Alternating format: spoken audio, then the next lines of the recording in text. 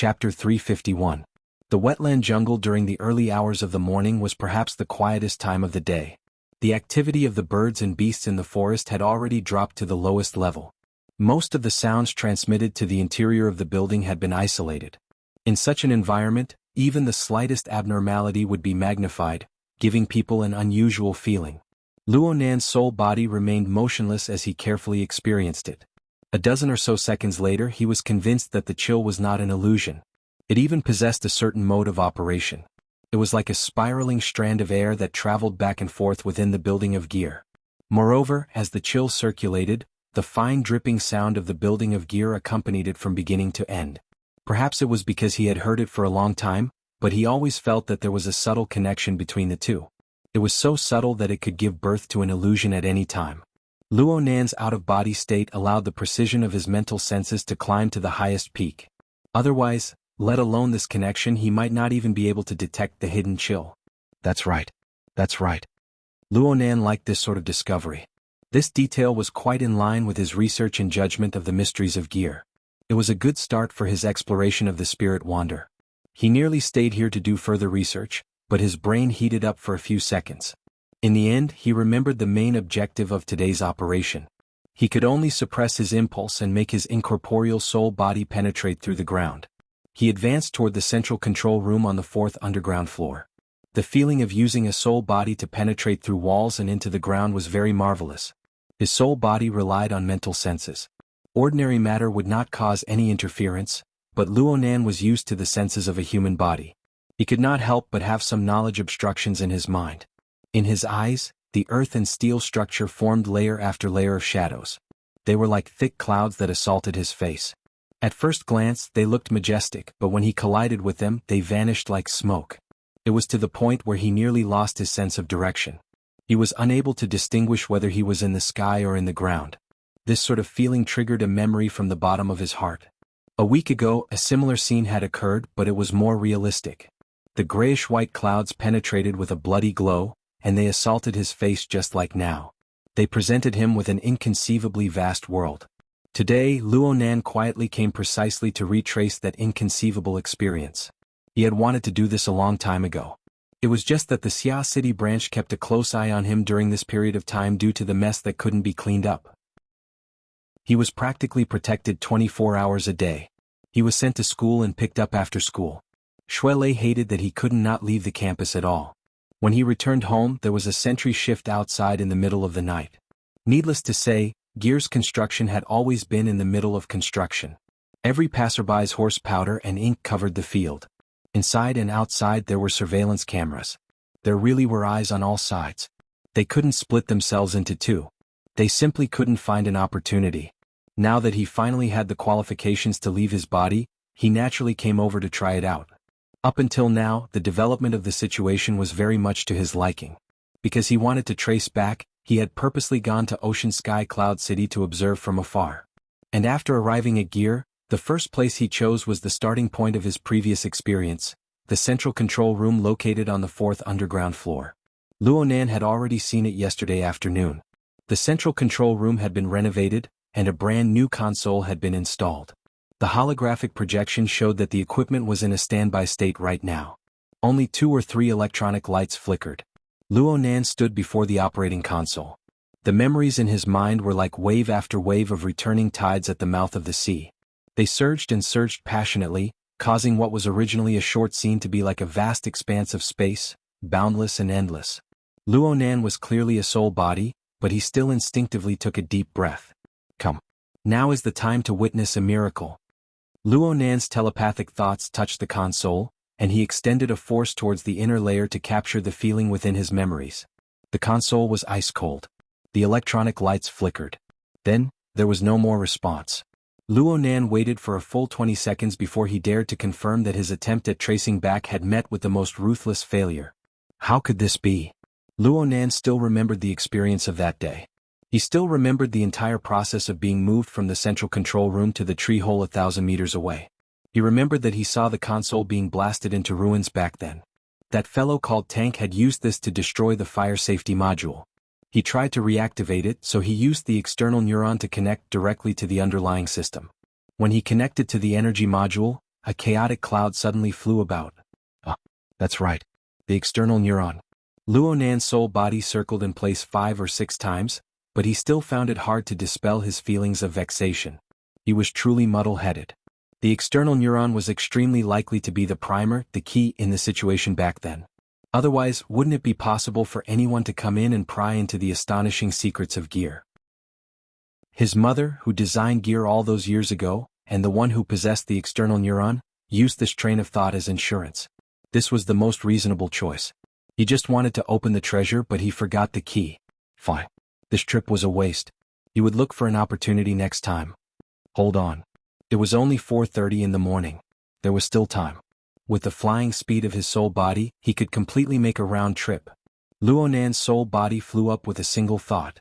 It passed through the layers of earth, stone and metal structures, directly leaping into the air above the building of gear.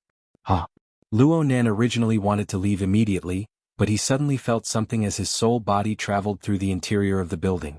The chill that lingered in the air seemed to cut into many parts of his soul body, rippling with ripples. The feeling was quite marvelous. Luo Nan couldn't help but think of the question from before. His soul body stopped, and his mental senses naturally covered the entire building. He took the entire structure of gear into his heart. There seemed to be no end to the marvels of gear. On the outside, gear was a tiny component that was seamlessly embedded within the heaven and earth format. On the inside there were subtle and exquisite components. Together they formed a harmonious whole. According to the direction of Luo Nan's recent studies, gear could be described as a precise operating mechanical system. Luo Nan had been observing endlessly over the past few days, dividing them one by one. He was able to roughly discern that there was a central control room, an underground laboratory, an above-ground laboratory, an activity room, an atrium, and other relatively independent areas within this building. They were all components of this machine, and they realized their respective functions. The machine was endlessly operating, but each component was fixed. This created a problem. If the components didn't move, then what moved? A proper engineer might go crazy when faced with this problem, but Luo Nan had been continuously influenced by the way of thinking of the inner world over the past few days. He very naturally switched to a different train of thought. If the components didn't move, then what moved was some sort of supernatural power. Some knowledge of the mystic arts was involved in the cultural classes he attended. For example, Eastern diagrams, Western magical arrays, and a few other similar things. Ability users used materials, temperature, air pressure, topography, and so on to set things up. They were able to draw upon the flow of energy to construct the marvelous structure of condensed air. The researchers of the society even added the legendary 8-formation diagram of Wuho as a reference. Luo Nan didn't care about the 8-formation diagram of Wuho. He was just driven by a new thought that popped up in his mind. He flew up a certain distance and looked down from a distance. He scanned the building from the inside to the outside several times, using this to open up a new train of thought. He thought, isn't that coldness growing in the dark the flow of energy? According to what he learned from worker Zhai over the past few days, a normal mechanical system should have a prime mover providing power, a working part realizing its functions, and a transmission device effectively connecting the power and working parts. Then there was the control and operation part and other auxiliary components. Making Luo Nan, a mediocre engineer apprentice, distinguish the marvelous design of this seamless mechanical structure was truly a difficult task. But with the flow of energy, Luo Nan was able to roughly determine where the energy was being transmitted, where the energy was being stored, and where the energy was being used. Luo Nan's mental senses immediately followed the coldness of the energy flow inside and out. He smoothed it out a few times, eliminating the components one by one.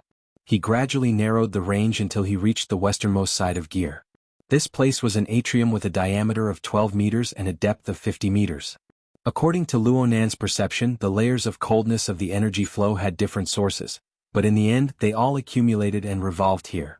Therefore the drip drip drip drip drip drip was the clearest here. Luo Nan's soul body sank directly into the atrium area. He entered and sensed with the answer in mind. Sure enough, the psychic pressure of the flow of energy flow was a level higher than in other parts of the building. When Luo Nan's soul body cut in, the mental plane clearly rippled. It was like a stone thrown into a deep well. Luo Nan was able to confirm that the energy flow accumulated here was exquisite and subtle.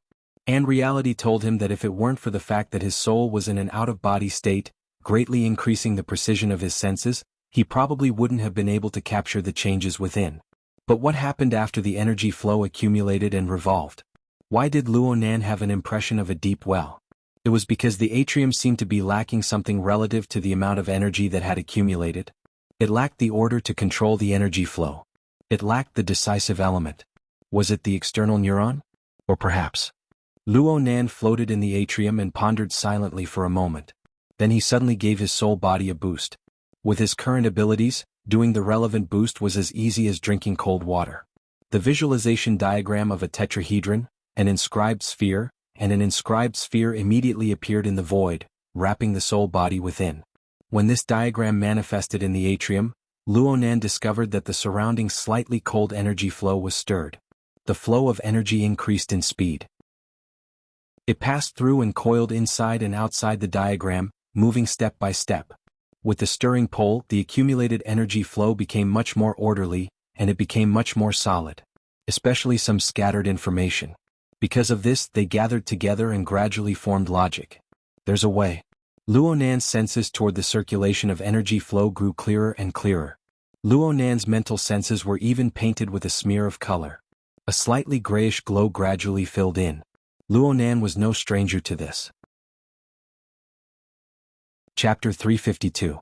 The grayish-white radiance was a form of encouragement for Luonan. He couldn't help thinking. Could it be that he didn't need the external neuron to reproduce the situation back then? Luonan wanted to know more, so his mental senses naturally expanded outwards. But he discovered in the next moment that his soul strength was being restrained. It was being restrained within the atrium. It was unable to break through the outer wall no matter what. It just spun within the atrium, its speed rapidly rising. Soul strength didn't have kinetic energy. Soul strength didn't count as a vector. These were matters on the philosophical level within the society. Luonan was unable to give an accurate definition. But whether it was a feeling or an illusion, his soul strength undoubtedly displayed a similar state. This made him think of his junior high physics class. He had seen particle accelerators. Charged particles repeatedly accelerated within a vacuum electric field, accumulating more and more energy before finally achieving a bombardment. This was what Luonan felt right now. His soul strength was restrained in this manner. It spun, forming and enduring enormous waves of psychic pressure, each higher than the last. It was to the extent that he gradually lost precise perception of the material world. Instead, the structure of the mental plane was forced to emerge. 1,000 layers of curtains flew in the air. They warped with the rising psychic pressure. Those far away were pulled closer and those near were thrown away. It looked like a chaotic mess. But for some unknown reason, after a few changes, the thousands of curtains actually interweaved into a relatively stable structure. No matter how much the mental plane warped, the main body rarely changed. Even though it was still complex to the point of making one go crazy. This scene seems familiar. Stop. Luonan decisively gave up on analyzing. The deeper he went into understanding the mental plane, the more he realized the profoundness and difficulty within. There were practically no limits to it. It really could drain a person's energy dry. Right now, he really didn't have the spare mental energy to consider other directions.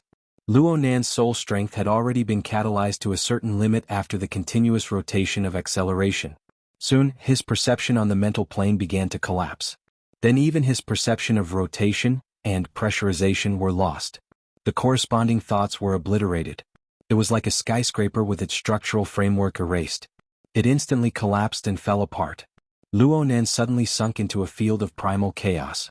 If one were to say that a bit of consciousness still remained in this situation, then it was probably just existence itself. The world came to a standstill. Then it exploded. There was an indescribable period of time. Perhaps it was a second. Perhaps it was an hour. Luonan was completely unaware of what had happened. By the time he regained his basic senses, he sensed that the feeble sense of existence that was left in him was expanding rapidly in the form of greed. All the senses and thinking abilities that he had lost earlier were being retrieved and digested again. As for the spiritual pressure that kept rising, it disappeared without a trace. His soul body also became light and clean, transparent from inside out. Everything was going back to normal, everything was getting better, but everything was different again. In fact, a brand new world had already appeared before Luonan's eyes. The grayish-white light appeared once again, and as a common base color, it outlined a blurry and boundless silhouette. When he looked closer, he saw layers of clouds, smoke and ice crystals. Between the cracks of the clouds, there was a blood-red color flowing. It seemed that a raging fire was burning in the lower regions. Luonan stared at all of this. He spent some time to confirm that it wasn't an illusion. It wasn't a memory. It was a scene that happened in the present and was absorbed by his mental senses. This wasn't the first time he had seen a similar scene. Although the process last week was different, he still immersed himself in the scene. He went deep within and underwent a short yet inconceivable journey through the clouds. Success. This was the place. Luonan wanted to raise his arms and shout, but unfortunately, this wasn't something that his soul body could do. He could only settle for the next best thing. He fiercely pounced forward to welcome the astral wind that was wrapped in ice particles in his memories. Wait a minute. Where was the wind? Luonan finally discovered an anomaly. He tried to control his soul body to penetrate deep into the endless layers of clouds in front of him. But no matter how much strength he exerted, he was unable to get even an inch closer. It was as if there was an incorporeal glass in front of him that split the two sides apart. Then another problem popped up. Luonan discovered that he was unable to enjoy the panoramic view of his soul body. Instead, he was restricted. It was similar to a bird's eye view. Combined with the feeling of the incorporeal glass, it was like sitting on an airplane. He was separated from the thick glass of the porthole to survey the boundless sea of clouds. If Luonan hadn't experienced this for the first time, he would probably praise the marvelous scene before his eyes. But there were no ifs in this world. There was only reality. This situation where he was stuck between a rock and a hard place was absolutely not what Luonan wanted. Moreover, this extended to a problem. He wasn't in the atrium of Gear's building right now. He hadn't moved into the cloud world. Then where was he? Luonan felt an irresistible repulsive force as soon as this thought arose. This force wasn't polite at all. It slammed him down from his position that was infinitely close to the cloud world. Then the world spun around him and he could not help but shout.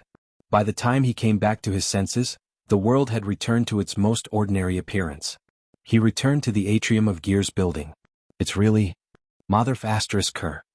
Luonan forcibly erased the dirty words and thoughts in between.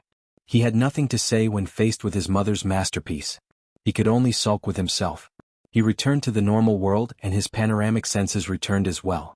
They covered the interior and exterior of Gear, and the relevant structure of the atrium, the gathering energy, and all of it were incorporated into his clairvoyance. Did he become obedient now? Luonan gritted his teeth in hatred. He was driven by his emotions, and the range of his mental senses simply exploded once more. He had broken free from the restraints of the atrium, and he was no longer isolated by the barrier. A retaliatory rebound was a matter of course. The feelers of his mental senses extended 15 kilometers in the blink of an eye, and they extended to a 20-kilometer radius. They easily covered Acumen College, and they even included the building complex of Cloud City Water Village. They even included most of the large living district. When Luonan woke up from his own emotions, he was immediately stupefied. This wasn't his directional clairvoyance from Ocean Sky Cloud City. This was an omnidirectional radiation. A 20-kilometer radius was an area of over 1,000 square kilometers. The entire Pingjiang district wasn't this big. There was also the enormous space between heaven and earth. Even if it was a simplified version of the life sketches that only involved information related to living beings, the terrifying amount of information was still an astronomical figure. There was an instant when Luonan thought that he was about to explode. He used all of his strength to restrain his out-of-control mental senses to reduce the impact. But soon the latest feedback arrived. It seemed to be very illusory. Chapter 353. His mental senses covered an area of over 1,000 square kilometers. At the same time, he drew the life sketches of hundreds of thousands of living beings. He projected 1 trillion stars. The range and level of his senses were outstanding. He could not determine the limits of his soul body's endurance. However, the first impression Luonan got was far from perfect. He could not help but think. Could it be that formatting theory was stimulated by studying here with his mother? Could it be that formatting theory had an explosion of uncontrollable growth? Luonan knew that there were risks in the out-of-body state, but this extent of expansion and this explosive rhythm far exceeded his expectations. Even if he had the external neuron to prop up the God gear, even if his liver energy was leaking and the body gear was constantly rotating, his fleshly body might not be able to support it. He did not dare to stay in the atrium for long. He immediately soared up. However, he felt a subtle feeling when he intersected with the residual energy that had yet to dissipate. A thought suddenly popped up in his mind. It seemed that the changes in his soul body were quite large this time. The details of his mental senses were abnormal. They far exceeded any of his previous experiences. Perhaps it was not just an increase in quantity. It involved other aspects. Unfortunately, the details were too many and too trivial. The feeling was fuzzy, and he was unable to make a judgment in a short amount of time. Luonan could not figure it out, so he did not force it. The appearance of a problem often led to other problems. Right now, he needed to return home as soon as possible. Putting aside the external neuron, he needed to confirm whether or not the structure of his body and soul had collapsed into imbalance once more. Luonan's thoughts spun in the gears, and he set foot on his return journey. He flew under the gloomy dawn sky, and his mental senses had long since covered the path back. Within his all-pervasive penetrative senses, skyscrapers were like gathering smoke. They were nearly nothingness. Luonan charged forward in a straight line. His flying soul was like a phantom, almost like a ghost. The more he did this, the more he felt that something was wrong. His soul strength had certainly grown, but after a period of buffering, Luonan felt that the amount of growth was not as terrifying as it had been before. At most, the Wraith sign had hunted once and fed him back. After he achieved the body gear, there was room for this level of growth. But at the same time, the range of his senses, which constantly changed as he moved at high speed, became more substantial. Not only did it break through a radius of 20 kilometers, but it was even slowly growing. Where was the foundation of this growth? Luonan's mind was distracted, but his speed far exceeded when he came over. He only used 6 minutes in total, and he had yet to reach his limit. The situation at home did not change. After tossing and turning for most of the night, Uncle and Aunt did not know when they had fallen asleep. The house was very quiet. About a kilometer away, on the street of the community, the security guards stationed by the association were guarding the relevant surveillance equipment with bright eyes. However, whether it was the instruments or the security personnel, none of them had any reaction to Luonan's mind wandering. It wasn't that they were incompetent. Luonan was a target that moved within the polar domain of the Abyss region the moment his soul left his body.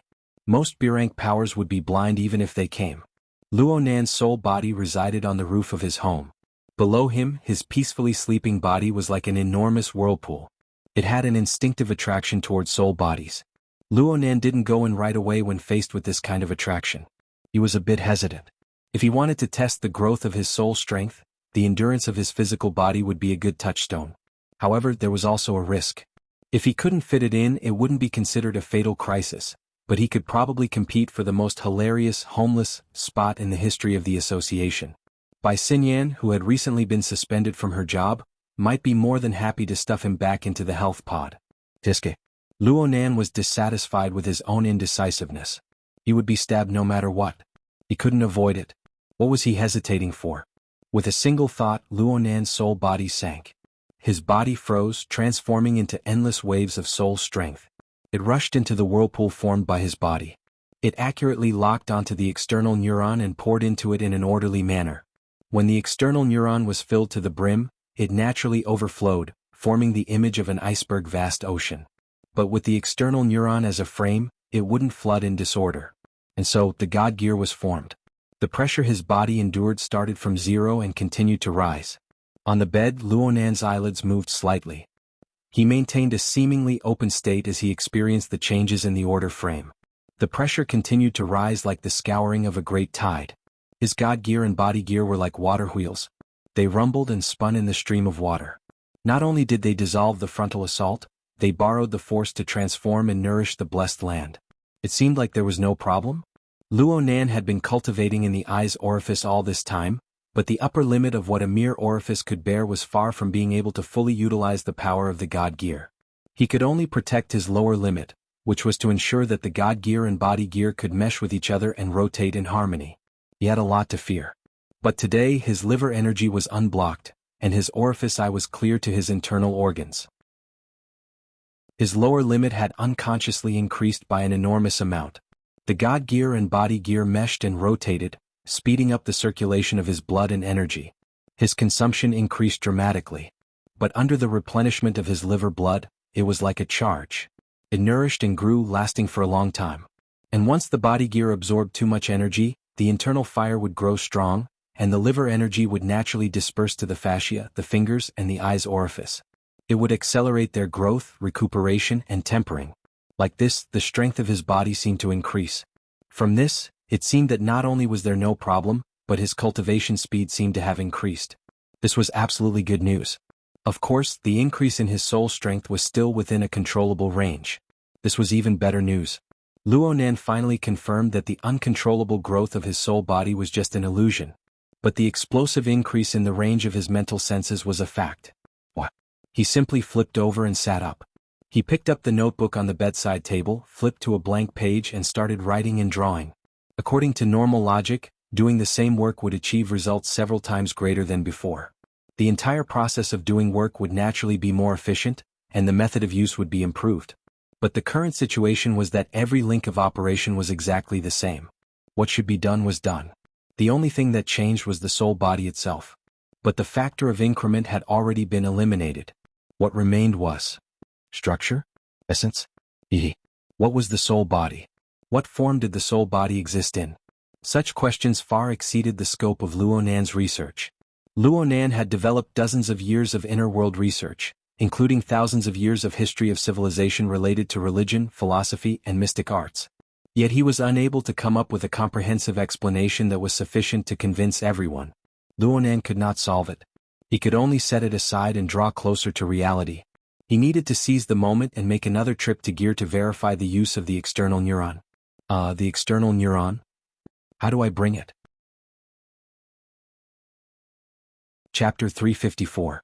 Reality proved Luonan's worries. When he used his habitual out-of-body method to pull out his soul body, the external neuron did not react at all. It continued to coil within his brain like a long snake of electricity. It had a calm feeling of, who cares where you go? I'm right here. But saying that the external neuron was completely uncontrollable would be an unfair accusation. When Luonan used the traditional method, a mere thought caused the external neuron to obediently change locations within his brain. The coiling electricity flickered and flickered, echoing from afar. See, I knew it wouldn't be easy. Luonan made a few strokes on his notebook. The problem still existed, but the concept in his mind grew clearer and clearer. The out-of-body state and the driving of thoughts seemed to be matters on the mental plane, but they weren't. According to the theories he had recently learned, the former was not necessary. The latter was actually a type of guiding energy with thoughts.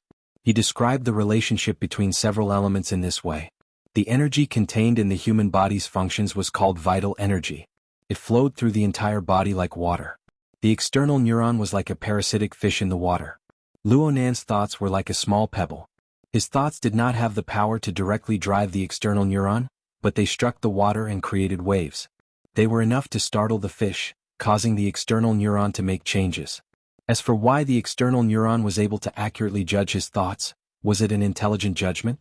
Or was it a more subtle mechanism? Luonan was leaning towards the latter. From the looks of it, an interference force must exist on the mental plane and the material plane in order to drive the external neuron. Then I have no choice. Should I reverse the flow of my true energy? Luonan laughed to himself. The most effective method for him to realize interference force was the heart lantern of the eye's orifice, formed from the coupling of the God gear and body gear. Due to the overwhelming superiority of the God gear over the body gear, and due to the guidance of practical problems, Luonan had always exerted force from the mental plane to the material plane. Now he had to make a great reversal. The order frame of his God gear and body gear coupling allowed him to adjust the direction of application. In theory, there were no obstacles at all. However, the initial operation had to be carried out within his own brain. For the sake of caution, he had a very strict control over the strength of his interference. The light of the heart lantern of the eye's orifice flickered. It no longer shone upon the outside world, nor did it penetrate his internal organs. Instead, it shone with the electric snake of the external neuron within his brain, gradually pouring warmth into it. The external neuron vibrated vigorously, crackling with electricity. It seemed a bit uncomfortable. Sometimes, it coiled and sometimes it stretched out. It was like a transformation of a heavenly dragon. It was marvelous beyond compare. If one did not consider the consequences, it would be like playing with a novel toy. It was very interesting. Luonan noticed that the shape of the neuron in the outside world was changing all the time, but its essential state did not change. It was still the core framework of the divine wheel. The structure of the iceberg ocean was powerful and heavy, yet stable and thick. Luonan had a question. was the core of the god gear? Luonan didn't have a clear answer, but he had an indescribable comprehension. At least at this moment, the difference between the material and the mental wasn't that clear. He carefully experienced this feeling, strengthening the interference between the mental and material planes. The flame of the heart lantern in the eye's orifice soared, gradually turning into a furnace, to burn and refine the real gold that was the external neuron. Not fire. He did not know gear. Luonan had a similar feeling when he followed Gym Master Xiu's teachings to refine his life essence. Only by truly doing it could he receive certain information and brand certain imprints. Perhaps this principle could also be applied to the external neuron?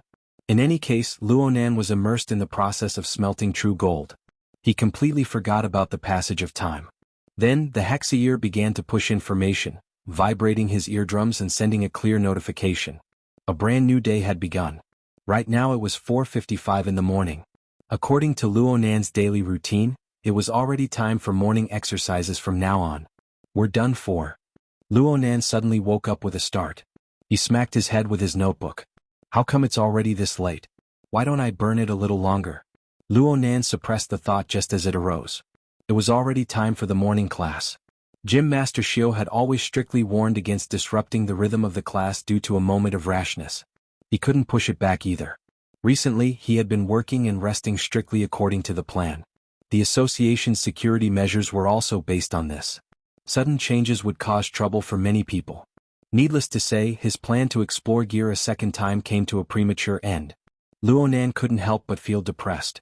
He could only suppress his impulses and adjust his mind. He used his morning meditation to guide and sort out his weed-like emotions. After stumbling for a few minutes, the powerful force of inertia pushed him back on the right track. Luonan had 40 minutes of morning classes and a morning run that was several times the time. Luonan returned at 7. As usual, his uncle had already prepared breakfast and was waiting for him to start eating. In the living room, his aunt was fiddling with her wristband with her head down. She had put on some makeup, but she didn't look lethargic because she hadn't slept for half a night. When he saw Luonan return, he used his chin to point at Luonan. Your uncle has something to do today, so he'll be leaving a bit earlier. Keep up with the pace. Luonan responded. He couldn't help but ponder in his mind. How could he make his aunt and uncle feel at ease? They might have to trouble Secretary He for this. He went upstairs to wash up. When he reached the staircase, Mo Peng came over with a yawn. When he saw him, he gave a sleepy yawn and went downstairs. Mo Peng just brushed past Luonan when he thought of something. He let out a sigh and grabbed Luonan's shoulder. But when her palm cut across, her fingertips didn't even touch Luonan's clothes. Instead, she nearly pinched Luonan's shoulder. Why are you running so fast? Mo Peng complained loudly. It's because you're too fat. Luonan turned his head. Right now, his physical skills were still mediocre. They were worlds apart from Shuelei and Cragburst, who had strengthened their fleshly bodies. But he had the support of the heart lantern of the eye's orifice. A little fatty like Mo Peng who lacked training, really shouldn't even think about getting close to Luonan. Mo Peng used his thick finger to poke Luonan. Fine. You like the new and get tired of the old? You live off me while helping outsiders. You're just like this. It's a shame that I thought of you when I had good things to do. Luonan rolled his eyes at him and walked into the house. You're going too far. You hook up with that Leister every day. Why don't you think about how long it's been since we brothers got together? Luonan had already entered the bedroom. He spoke casually. I'm at Acumen College. You're at 6th High. If you want to hook up with me, then skip class and come over. Mo Peng gave a thumbs up. Brother, you're a god in calculations.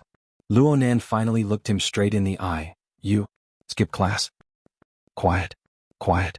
Mo Peng jumped in fright. It must be known that his great mother was in the living room. He pushed Luonan inside. He originally wanted to talk about business, but when he saw the clean appearance of Luonan's bedroom, he could not help but ridicule. Perfectionist obsessive-compulsive disorder. Pure. Luonan was ready to kick this guy out. Mo Peng shrunk back. Let's talk business. Let's talk business.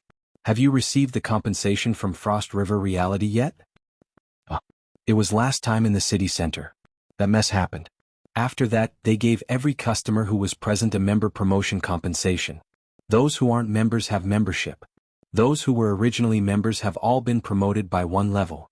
In addition, they also gave luxurious gift bags and whatnot. Have you received it yet? From Luonan's perspective, Frost River reality did not represent any beautiful memories. He entered the bathroom to adjust the water temperature. He casually responded, "So what? So what? After a member gets promoted, their expenses will drop by at least 20%, okay? And they also give out coupons. If you reach 1,000 you get 800. Adding them together it's almost free. It's most suitable for group activities." Luo Nan sneered, "Go if you have the guts. If you go to the police station again just don't look for me." "The one in the city center. I'm definitely not in the mood. But near your school is the Cloud City Water Village. Didn't they open a branch recently? They claim to have the best equipment in the city. Brother, here's your chance to show off." Hey, what are you doing? Taking a shower? Clear the place." Luo Nan pushed Mo Pring outside. With his current strength he could easily crush this sturdy brother of his. He directly pushed him out the door. Mo Peng still wanted to persuade him. "You do this every day. You run in the morning and you train. Even if you build a body of muscles, what's the use? You still need to go the social route. Only then will you have a chance to show off. Don't you understand? This is a get-together. I guarantee that I'll bring high-quality beauties from 6th High. You can't lose face to the Mo family and the Luo family. At the very least you have to be equal. Let's talk about it when you can actually hook up. I'm in a hurry. Listen to me, brother. You don't have any friends. Mother will definitely be a million times worried about you. You'll be a mama's baby for life. Oh, an aunt's baby? Hey, think about that house in Blue Bay. You want it to just sit there and eat dust?" Luo Nan always wanted to live alone. This wasn't a secret in his family. But the earthquake in September and the consecutive hospital visits last month had ruined his hopes. But Mo Peng didn't know that the main reason Luo Nan wished to be alone was to secretly make drugs. Right now he no longer had the motivation to do so. Plus, he had offended more and more powers in succession. Even Luo Nan himself didn't know whether it was better to move out and attract firepower or to take care of his family nearby. Thinking too much about this sort of thing was really annoying. Luo Nan directly closed the door. He ignored Mo Peng's clamor outside and entered the bathroom to take a shower. Just as he stood under the shower head, the Hexaear suddenly transmitted a message. The sender was Zhang Yingying. The message was very short. There were only 2 sentences: "Be a bit more proactive. Don't let people look down on you." This message came out of nowhere. Luo Nan typed a question mark to reply, but the other party didn't reply. It seemed that she was still brooding over his words from yesterday. Luckily there was a document attached to the message. Luo Nan took a hot shower as he browsed. This was an internal report Peony had given to the firm. It was undoubtedly related to the search for mutants. It could be seen that Peony had a more comprehensive grasp of the entire situation after a night of brewing. She had already proposed an extremely feasible plan of action. Luo Nan believed that he was unable to come up with this sort of plan. But this report was different from the one he had shared with the Cloud Space yesterday. This report was for the high-level members of the firm to read. Some of its contents were more sensitive.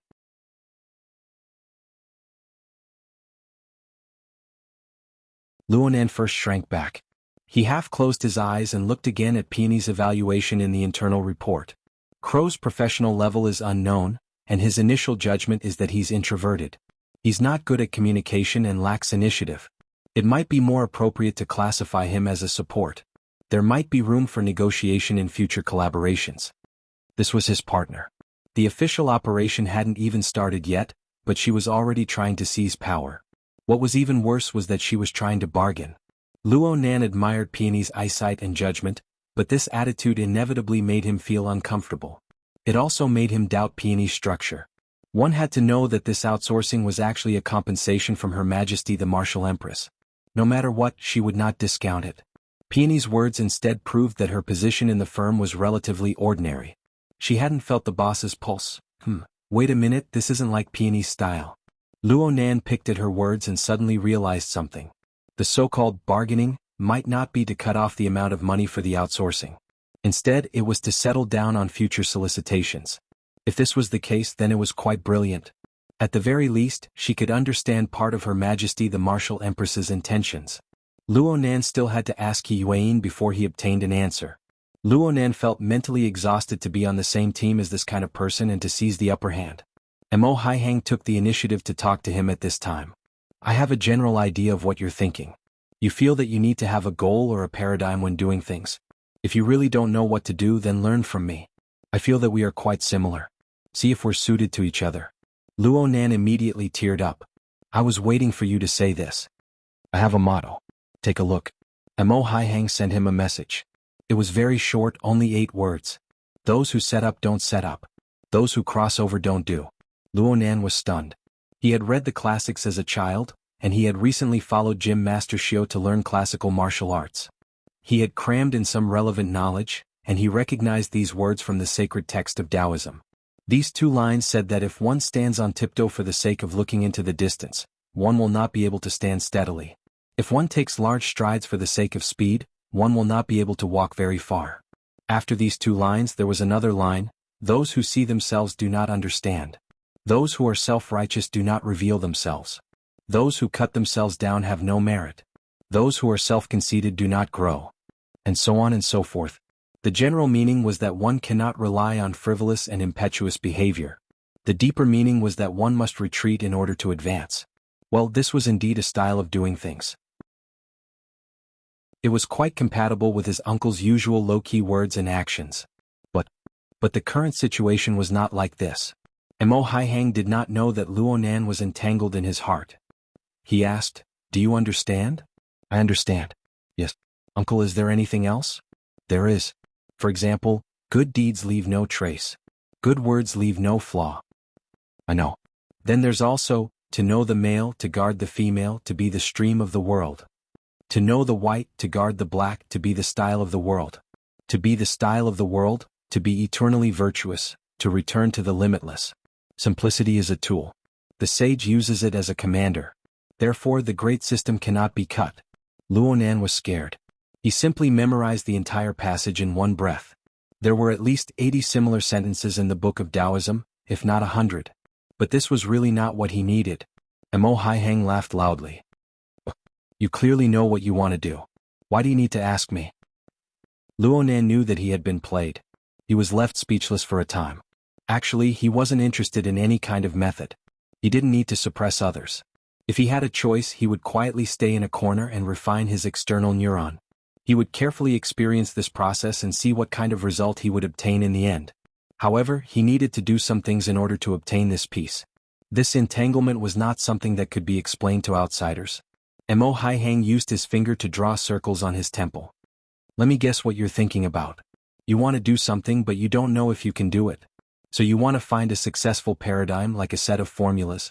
You want to throw all sorts of parameters into it and then you'll succeed?" Luo Nan made a sound. "Just for reference." Mo Haihang nodded. He then shook his head and sighed. Nan, how old are you this year?" 16. "What a good age. When I was 16 years old, I knocked up a classmate's belly. My old man kicked me down the stairs. My mouth was broken from the fall." "Damn this gossip." Luo Nan's chin smashed against his chest. He didn't close his mouth for a long time. Mo Haihang's gaze was fixed in front of him. He smiled gently as if he was recalling a youth that would never return. But in the end, his gaze was still on Luo Nan's body. "It seems that I haven't beaten you since you were 10 years old. Right?" "Oh, it seems so." A child in his teens. Second puberty and rebellious phase. What a wonderful period. You actually passed by just like that? "Uncle, are you very disappointed that you didn't get the chance to beat me?"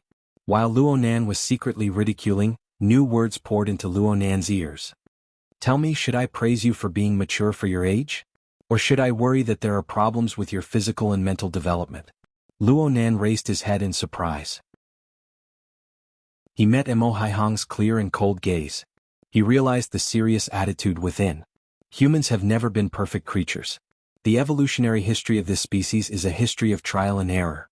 At most they have decent luck. So, society is very cruel, but it always leaves some room for trial and error. This is especially true for young people. Your grandfather's societal format chart only lists students. There is a group of people who pay tuition fees within it. His uncle's words had a scholarly seriousness to them. Luo Nan was a bit flustered. He didn't know what attitude he should use to respond. In the end, he could only respond with grunts. Mo Haihang seemed to be interrogating him. "Then Nan, you tell me. Why are you so stingy with your tuition fees? Are you prepared to press down on all the flaws and then lose everything in an even crueler stage?" Luo Nan didn't even have the strength to respond with grunts. He felt that his uncle today was completely different from usual.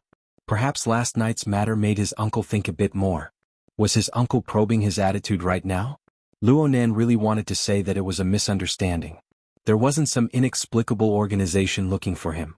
But if he thought about it a bit more, the nature of the situation he was facing was more or less the same. Wasn't this a problem caused by Her Majesty Empress Wu's group of people? His mind spun a few times and he finally came up with words with great difficulty. So you're saying that I have to feel the stones and cross the river? You're saying that I have to fall down a few times? You guys are Uncle Wolf and Aunt Eagle, okay? Come on, I know that you don't like student activities, Uncle. Luonan did his best to disturb the atmosphere. He muttered, know the male and know the female. Know the white and know the black. Know the honor and know the disgrace. Suffering losses is a blessing.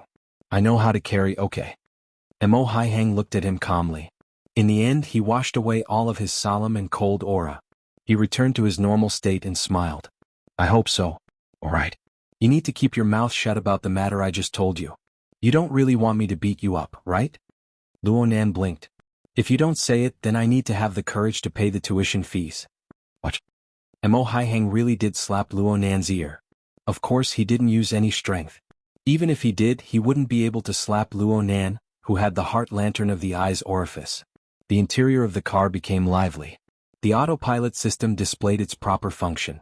Luonan knew that some things had truly become different amidst the laughter. He needed to get used to this change. The car hadn't yet arrived at Acumen College. Far away in a certain park in the River Wu district, an enormous crow flapped its wings and took flight. It flew along the city's riverside greenery at a low altitude.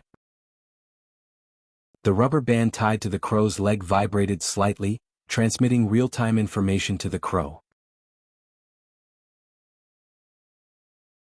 Chapter 356. In the driver's seat, Master Jean didn't change his gluttonous nature. He still held a bag of food in his hand, but this time he switched to a folk snack. It seemed to be donkey meat roast. 4 long and narrow pancakes were stacked together. The pancake and meat were thick. Master Jean just happened to take a bite when ink flew in. He bit through the oily red and yellow meat pancake, and the roast dregs and meat oil mixed into his beard. It was truly a mouthful.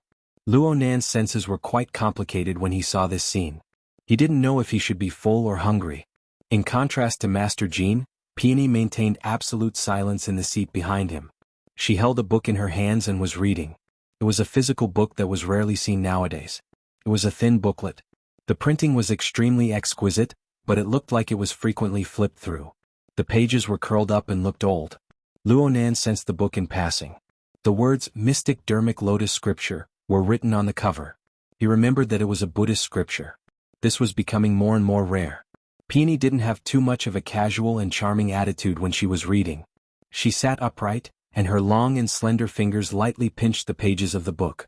Ink crashed into the booklet with quite a bit of noise, but she didn't even raise her head. It wasn't arrogance. She was truly focused and serious. Luonan felt that the consciousness of the world was full of ridicule. First it was the Daedejing. Then it was the Mystic Dermic Scripture. What was going on today? Was someone going to bring a Bible over later? Ink didn't waste any words after entering the booklet. The civilian SUV started up and entered the high-speed magnetic rail. It followed the signs and sped toward the city. It was leaving the city. According to the plan, today's topic was still a meeting, but it was an on-the-spot meeting. Trigate Security arranged for the entire team to investigate the infiltration of the mutants on the spot. They also introduced more detailed information. Peony closed the book after the car started up. She even added a bookmark. She looked like she cherished the book. Perhaps this book had extraordinary significance to her? Luonan put himself in Peony's shoes and made a guess. However, Peony clearly wasn't prepared to discuss Buddhist scriptures or private matters with him. Her gaze shifted to Ink, and her eyes hooked into a charming arc. Crow, you nearly caused Mr. Ink to be late. The strange form of address and the corresponding person would make the heads of those unfamiliar with the team explode. Luonan thought of yesterday's small discussion regarding the form of address. That was the longest conversation they had yesterday. Perhaps Peony's preliminary judgment had largely originated from this? Luonan wasn't good at this sort of analysis, so he simply didn't care. He maintained his silence. Peony really did display quite the initiative. For the sake of increasing efficiency, we can change the team's mode of operation. For example, Mr. Ing can always be with me to avoid all kinds of unexpected and awkward situations. She didn't say what the awkward situations were, but Luo Nan could roughly imagine it. Peony asked again, "Does Mr. Ing need to recharge?" Charge. Luo Nan was stunned for a moment before he understood. Peony was inquiring about the mode of operation between him and Ink. He did not answer the question directly but pretended a little. "If you don't mind, let it follow you for a few days. I'll be online anytime." Ink could also hear that the two were talking about it. Its pitch-black eyes looked at the slender figure in the back seat without blinking. "That's great." It seemed that Peony did not hear Luo Nan's tiny bit of malice. She just extended her hand and lightly patted Ink's grayish-white beak, teasing this giant among the crows. Then she said, "From the intelligence obtained yesterday, the target's main infiltration area is from the west of the River Wu district all the way to the outside of the main city district. The environment of the recycling stratum is even more complex. I plan to find a temporary residence in the River Wu district and conduct all-weather reconnaissance." Luo Nan immediately thought of his little nest in Blue Bay. Fine. Of course he wouldn't contribute it. He didn't have Peony's outstanding ability to analyze intelligence. If he could keep his mouth shut, he would do his best to keep his mouth shut. He would only speak after he arrived at the site to investigate. The civilian SUV shuttled through the early morning traffic. It took roughly half an hour to pass through the River Wu district and the adjacent Forest Wall district. This was tantamount to driving out of the main city of Xia City, heading toward the Trigate district further west. According to the normal route calculations, it would take an hour to penetrate the outskirts of the wilderness along the highway of the satellite city. It would be a cinch to reach the Trigate district several dozen kilometers away.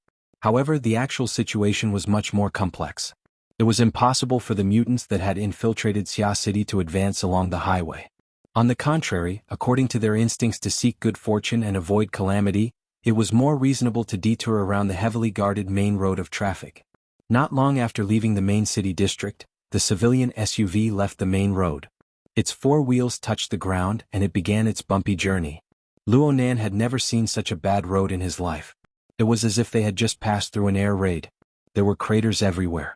Old Jean, who was in the driver's seat, gripped the steering wheel and switched from autopilot to manual mode. Then he yawned, making it hard for the passengers to not feel complicated. Old Jean spoke a few words in the beginning, but most of the time he kept his mouth shut.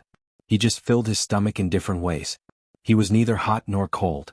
He had the habit of clocking out and getting off work. Old Jean said that he was just a driver. Luo Nan didn't have any other requirements for a driver.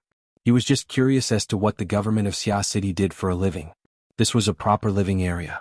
He had been to the recycling stratum before, and the road conditions were much better than here. The two sides of the road had quite the style of the recycling stratum. There were low buildings scattered here and there. Many of them were temporary buildings, but they looked quite new. He could vaguely see children shuttling back and forth on the side of the road, laughing and playing. Luo Nan recalled the relevant information and confirmed that he was at the edge of the Trigate district. The Trigate district used to be the garrison of Xia City, and it had just been moved not long ago. The military was stationed all year round, making this place very different from the modern city. Traces of relocation could be seen everywhere. Someone contacted her through her wristband. "Hello, Miss Peony. I am Axel Thursday of Trigate Security. Please report your position." This fellow called Axel Thursday was an intelligence officer in the Trigate Security Operation Team. He was also responsible for liaison work. He was responsible for explaining the information during yesterday's meeting. He was quite an astute person. Peony simply shared her position and Axel Thursday quickly responded, "I see you guys."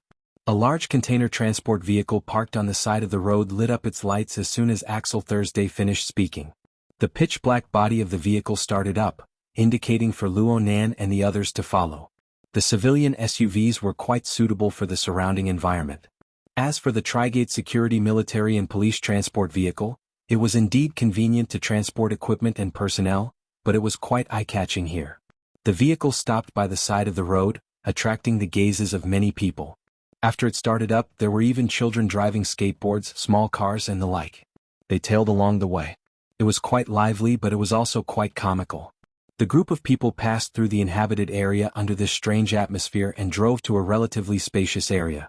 Vehicles of all sizes stopped. There was a highland not too far to the right. A reservoir was built there and the vegetation was dense. Though it was already late autumn, The deep green color was quite pleasing to the eye from a distance. The door of the container opened, and the personnel of Trigate Security jumped out with a clamor. Most of them had equipment in their hands, and they assembled it as soon as they landed. The interior of the enormous container was completely a modern command center. All sorts of instruments and equipment were perfectly arranged, and there were at least 30 people working inside. Intelligence Officer Axel Thursday walked out from the stream of people and walked toward the civilian SUV. Peony got out of the car as well. She extended a hand and shook his hand. "Mr. Axel Thursday, Director Wu didn't come today?" Axel Thursday had originally wanted to report this matter, but Peony beat him to it. His imposing manner unconsciously weakened, and the report turned into an explanation. "Director Wu is participating in a last-minute meeting. He can't come, so he entrusted me to apologize to Miss Peony and Mr. Long 7. Long 7 is already here?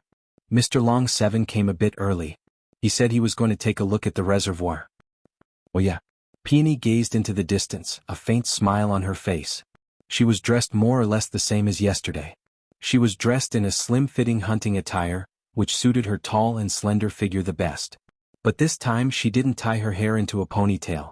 Her long hair was tied into a bun, and she used a wide-brimmed hat to hold it in place. The brim of the hat blocked her overly charming eyes, but the shadow that fell accentuated the contours of her face all the more. She was explosively handsome. Ink, who had just flown out of the car, had undoubtedly become a tool that served as a foil. "The reservoir is the main point of our investigation." Intelligence Officer Axel Thursday had attended a lot of classes yesterday, so he unconsciously wanted to explain. Trigate District was originally a river. The largest freshwater river around Xia City passes through here and flows into the sea. It's just that during World War III, the military carried out a destructive project to prevent mutants from breaking through the defenses of the river. This project caused the river to change and the water to dry up. Nowadays it has already formed a low-lying area, but the underground water system is still extremely complex. We need to pay close attention to it. As he spoke, a 6 or 7-year-old brat suddenly moved in front of him. He opened his mouth and asked, "Are you guys here to attack the gangs?" "All right." The children of the inhabited area had tailed them all the way, and they had finally arrived. They might be young, but they could tell that this side was the most attractive. Plus there was a huge crow. It was very eye-catching, so they naturally gathered over. "Gangs?" It seemed that Peony was more interested in this topic than the history of Trigate District. Unfortunately, the impetuous brat was dragged away by his companions in the blink of an eye. He was strictly ordered not to speak any more nonsense. After that, the group of brats were only interested in the beautiful woman, the large car, and the crow. Not only did they forcefully crowd around, but they also wanted to take advantage of the situation. They climbed up the car wanting to touch ink on the roof of the car. They forced the crow to fly into the air. Only then did they avoid being crippled by the claws of the devil. Very few children in the city are this wild. Peony's words seemed to have a deeper meaning, and Axel Thursday understood tacitly. Yes, they should be residents who migrated from the recycling stratum. It said that a portion of naturalized vagrants have mixed in as well. Their social relationships are very complicated. It's also because the military didn't do a good job of handing over the defense. This area suddenly became a no-man's land, and many people want to take advantage of the situation. Chapter 357. Today, Long 7 wore an outdoor leather jacket, short riding boots, and a checkered scarf around his neck. He was like a male model walking on the runway. He was very flirtatious, and together with Peony, they formed part of the operation team's attractiveness. However, he himself was quite professional. His entire body was covered in dust, and his leather jacket was stuck with spider webs. Clearly, he wasn't just going to the reservoir to take a look. Long 7 casually patted the dust off his jacket and asked, "Is the power of the gangs spreading faster than the government?" Axel Thursday didn't want to say anything, but Long 7 and Peony both stared at him. It looked like they were very interested in this topic, so he could only explain, "Do you see that road? It's the one that's been half repaired." When they left the city, people more or less noticed the old road that extended from the main city district. It was a two-way road with 12 lanes. It was very wide, but it was quite old. There were no high-speed magnetic tracks installed. The follow-up construction didn't keep up either. It still had a bit of shape when it extended from the city, but it was unknown where it started, but it was annihilated among the buildings. This road has a history of 30 years. It was originally designed as the main east-west road of Xia City, and it was connected to the war transport channel in the wilderness. But after superconducting technology became practical, the main road was laid out in the direction of the magnetic tracks, and this road became useless. Axel Thursday drew a dotted line on the digital map he had already projected. But its geographical location is still quite superior. Through this road, one can directly reach the recycling stratum of the River Wu district. Naturally, matters related to the underworld will be quite active there. Luo Nan recalled when he heard Axel Thursday say this. He had fought on this road before. It was that time with Jack. The gang was just a small interlude. Today's main goal was to discuss the next step of the operation. Actually, Luo Nan believed that Trigate Security would immediately begin their formal reconnaissance and search when he saw their posture. But whether it was Trigate Security, Peony or Long 7, they were more patient than he imagined. They continued to hold meetings. They held meetings in the old river, beside the reservoir, and in the inhabited area. One meeting followed another. Perhaps they never stopped. With great difficulty the inhabited area came to an end. They followed the possible route of the target and gradually advanced toward the main city district. They could stop by the roadside at any time to conduct information collection and discussion. Perhaps from their perspective this was a form of reconnaissance and search? Frankly speaking, Luo Nan was brimming with interest when he listened to the meeting yesterday afternoon.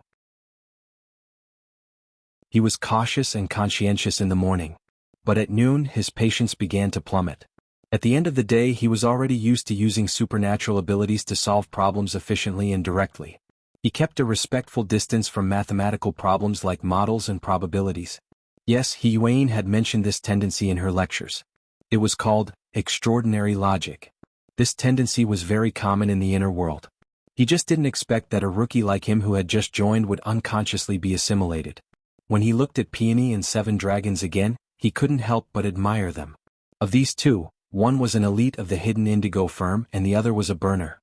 They both belonged to the circle of the inner world, and it was unknown how they managed to overcome it. Luo Nan finally retreated in defeat. His mind completely returned to the campus just in time for dinner. He and Shuelei didn't have the same classes in the morning, so they only met up after class and went to eat together. Acumen College's lunch break was extremely short. Only by eating a bit faster could they squeeze out some rest time. Luo Nan and Shuelei both had afternoon classes, so they were even more nervous. The two ate with their heads down. They only had the time to chat when they got on the tram that passed through the campus. Since it was lunchtime, Luo Nan talked about the matter of his eye orifice connecting last night. Shuelei naturally didn't hesitate to praise him. Nanster, you really are godly.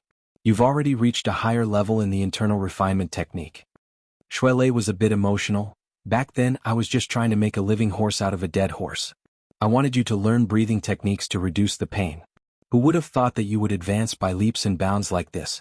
The gym master also said that you're the most diligent of all the students he has taught for so many years. Luo Nan laughed. I'm still thinking about what to do next. The gym master mentioned it before. Since we're starting from the eye's orifice, there's no harm in walking this path to the end. The so-called 7 orifices and 6 roots, the gate of life and death. The mysterious and the mysterious reflect each other's life. There are 9 orifices in the mysterious and 6 roots in the release. One focuses on life, and the other cultivates one's nature. Shuelei said a few words that weren't very clear. Luo Nan had been diligently tutoring himself in this subject, so he understood the general meaning. Luo Nan wanted Luo Nan to put effort into cultivating his senses, moving from the eye's orifice to the ear's orifice, the tongue orifice, the mouth orifice, the nose orifice, and so on. He wanted to cultivate with the 9 orifices and 6 roots, to drive his internal organs, to cultivate his body, and to polish his nature.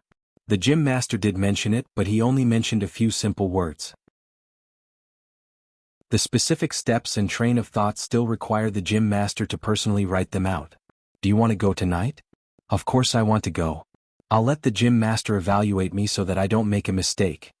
In other words, the time he spent exploring the secrets of gear would be pushed back. This wasn't the first time Luo Nan felt that he didn't have enough time, but this sort of feeling would become more frequent in the future. Shuelei asked about the situation of the outsourcing business. He was more or less curious about this. Luo Nan picked a few interesting things to tell him, but he couldn't avoid mentioning the long suffering of the meeting. Shuelei listened with a grimace. We don't understand the world of professionals. If it were me, I'd probably collapse a long time ago. Your business is a bit different from what I imagined it to be. When will you be able to make a name for yourself? God knows. Luonan felt very conflicted in his mind. Actually, he really hoped to obtain some knowledge from this and harvest some benefits. But when he truly delved deeper, he was unable to keep up with the progress. He was able to understand 70 to 80% of what was said yesterday afternoon, but he was only able to understand 50 to 60% this morning. The ratio in the afternoon would probably be even more miserable. He had to admit, the relevant knowledge structure is far too lacking when compared to these professionals. Zhang Yingying wants me to seize the initiative. Take the initiative, my ass. Nanster, I think you're wrong. Shuelei shook his head over and over. The gym master said that the greatest taboo in cultivation is knowing half a thing. Piecemeal knowledge and opinionated logic, when combined together, is the road to death. If you can't keep up with your schoolwork, then you might as well not study at all. Therefore, the gym master's first task is to divide students into classes and grades. Teach students in accordance with their aptitude. Your current matter may not be that dangerous, but there's no point in listening to it any longer. I feel that what Sister Yingying said is quite correct. You should seize the initiative. How do I seize it? Sweat. How would I know? But I think that since Her Majesty Empress Wu has outsourced the business to you, no matter how much effort Sister Yingying has put into it, she will always have trust in you. If Her Majesty Empress Wu feels that you can do it, then there must be a way. Otherwise, wouldn't she be deliberately making things difficult for you? Shuelei's words were unintentional, but Luonan was listening intently. His mind was immediately stirred. Her Majesty Empress Wu outsourced the business to him. This was her way of compensating him. There was no reason for her to deliberately make things difficult for him. Her Majesty Empress Wu wanted to give him Peony as a partner. Her Majesty Empress Wu wanted to fill in the gaps. Otherwise, even if she was in the mood to give it to him, Luonan wouldn't have the face to ask for it. All right, Luonan had to admit that the professional standard that Peony displayed had scared him. Using the other strengths to attack his own weaknesses obviously put him at a disadvantage in every aspect. Shuelei said, actually, I feel that you've done quite well in the past. Back at Frost River Reality, Red Fox, Papercut, and the others went against you, but in the end they were all convinced by you. Of course, there was also last week. We practically didn't help at all. You handled everything by yourself. Cough, I didn't. Don't be modest. I was chatting with Cragburst 2 days ago. He said that with that Devil Ray by your side, he could completely treat you as a B-rank power. Not to mention that heaven-defying pure sensing ability. Right now, your status in the Xia City branch is catching up to Old Man you of yesteryear. Hee, Old Man you didn't have two extraordinaries to back him up. Really? You've done quite well? Shuelei rolled his eyes. Let's not act cute with malice. Don't tell me you want me to praise you from the beginning? All right, I'm speaking the truth. I really agree with Cragburst's words. Your pure sensing ability is heaven-defying. I heard that Cat Eyes directly changed the direction of her abilities because of you. She's going to focus on long-range perception from now on. She's giving up on all-encompassing perception. Something like that happened? This was the first time Luonan heard of this. He blushed with shame for a time. In a certain sense, though Cat Eyes was his believer, this was an accident from start to finish. Cat Eyes was unwilling. Her emotions were unwilling. Luonan wasn't Nanbadian. He wouldn't force himself on her. Instead, he deliberately pulled apart the distance between him and Cat Eyes. Now it looked like he had pulled the distance a bit too far. All right, he was a bit distant from everyone. With the Hexeer, it was very convenient to communicate on the psychic wave network. Shuelei had entered the society a month later than him. Shuelei could chat, fart, and listen to gossip. Shuelei could do anything. Luonan was the type of person who didn't have access to information. Character. Shuelei didn't know of Luonan's rueful thoughts. He continued, when we were chatting, I suspected that this ability of yours is still in the explosive growth stage. Every time you move, the number you obtain is different. Sister Yingying said that when you were at Frost River Reality, your soul-attached state had an upper limit of 500 meters. When your soul and body are united, the limit of your senses is 80 meters. But last time at Ocean Sky Cloud City I was on the 88th floor and you were on the viewing platform. You were on the 142nd floor. There were 62 floors in between. That's nearly 300 meters. You should have been in the soul and body united state back then. Luonan chuckled. This is the benefit of following the gym master in cultivation. Shuelei loved to hear these words. He immediately grinned until his eyes couldn't be seen. So, Nanster, you don't need to worry about anything. There's no need to worry at all. In the entirety of Xia City, not counting the two extraordinaries, there's no one who can compare to you in terms of all-encompassing senses. These words sounded very familiar. Luo Nan suddenly asked, "Did Ying look for you to be a lobbyist?" Shui Lei's grin froze. Then he moved closer to Luo Nan with a fawning smile. "I just feel that Sister Ying's words are quite reasonable." "I feel the same." Chapter 358. Luo Nan spoke very confidently. After all, most of it was just a joke. He wasn't in a rush to show off. Instead, he found a secluded place with Shui Lei and earnestly finished his afternoon lesson. Only then did he return his attention to the marching team. Luo Nan's consciousness was attached to Ink's body. As expected, there was still a meeting going on over there. They just added a working meal. Peony and Long Seven both behaved very professionally, and Ink took the opportunity to display the important reason for its enormous body. It ate nearly a person's worth of food as a single bird. After lunch, the group of people had another meeting by the roadside.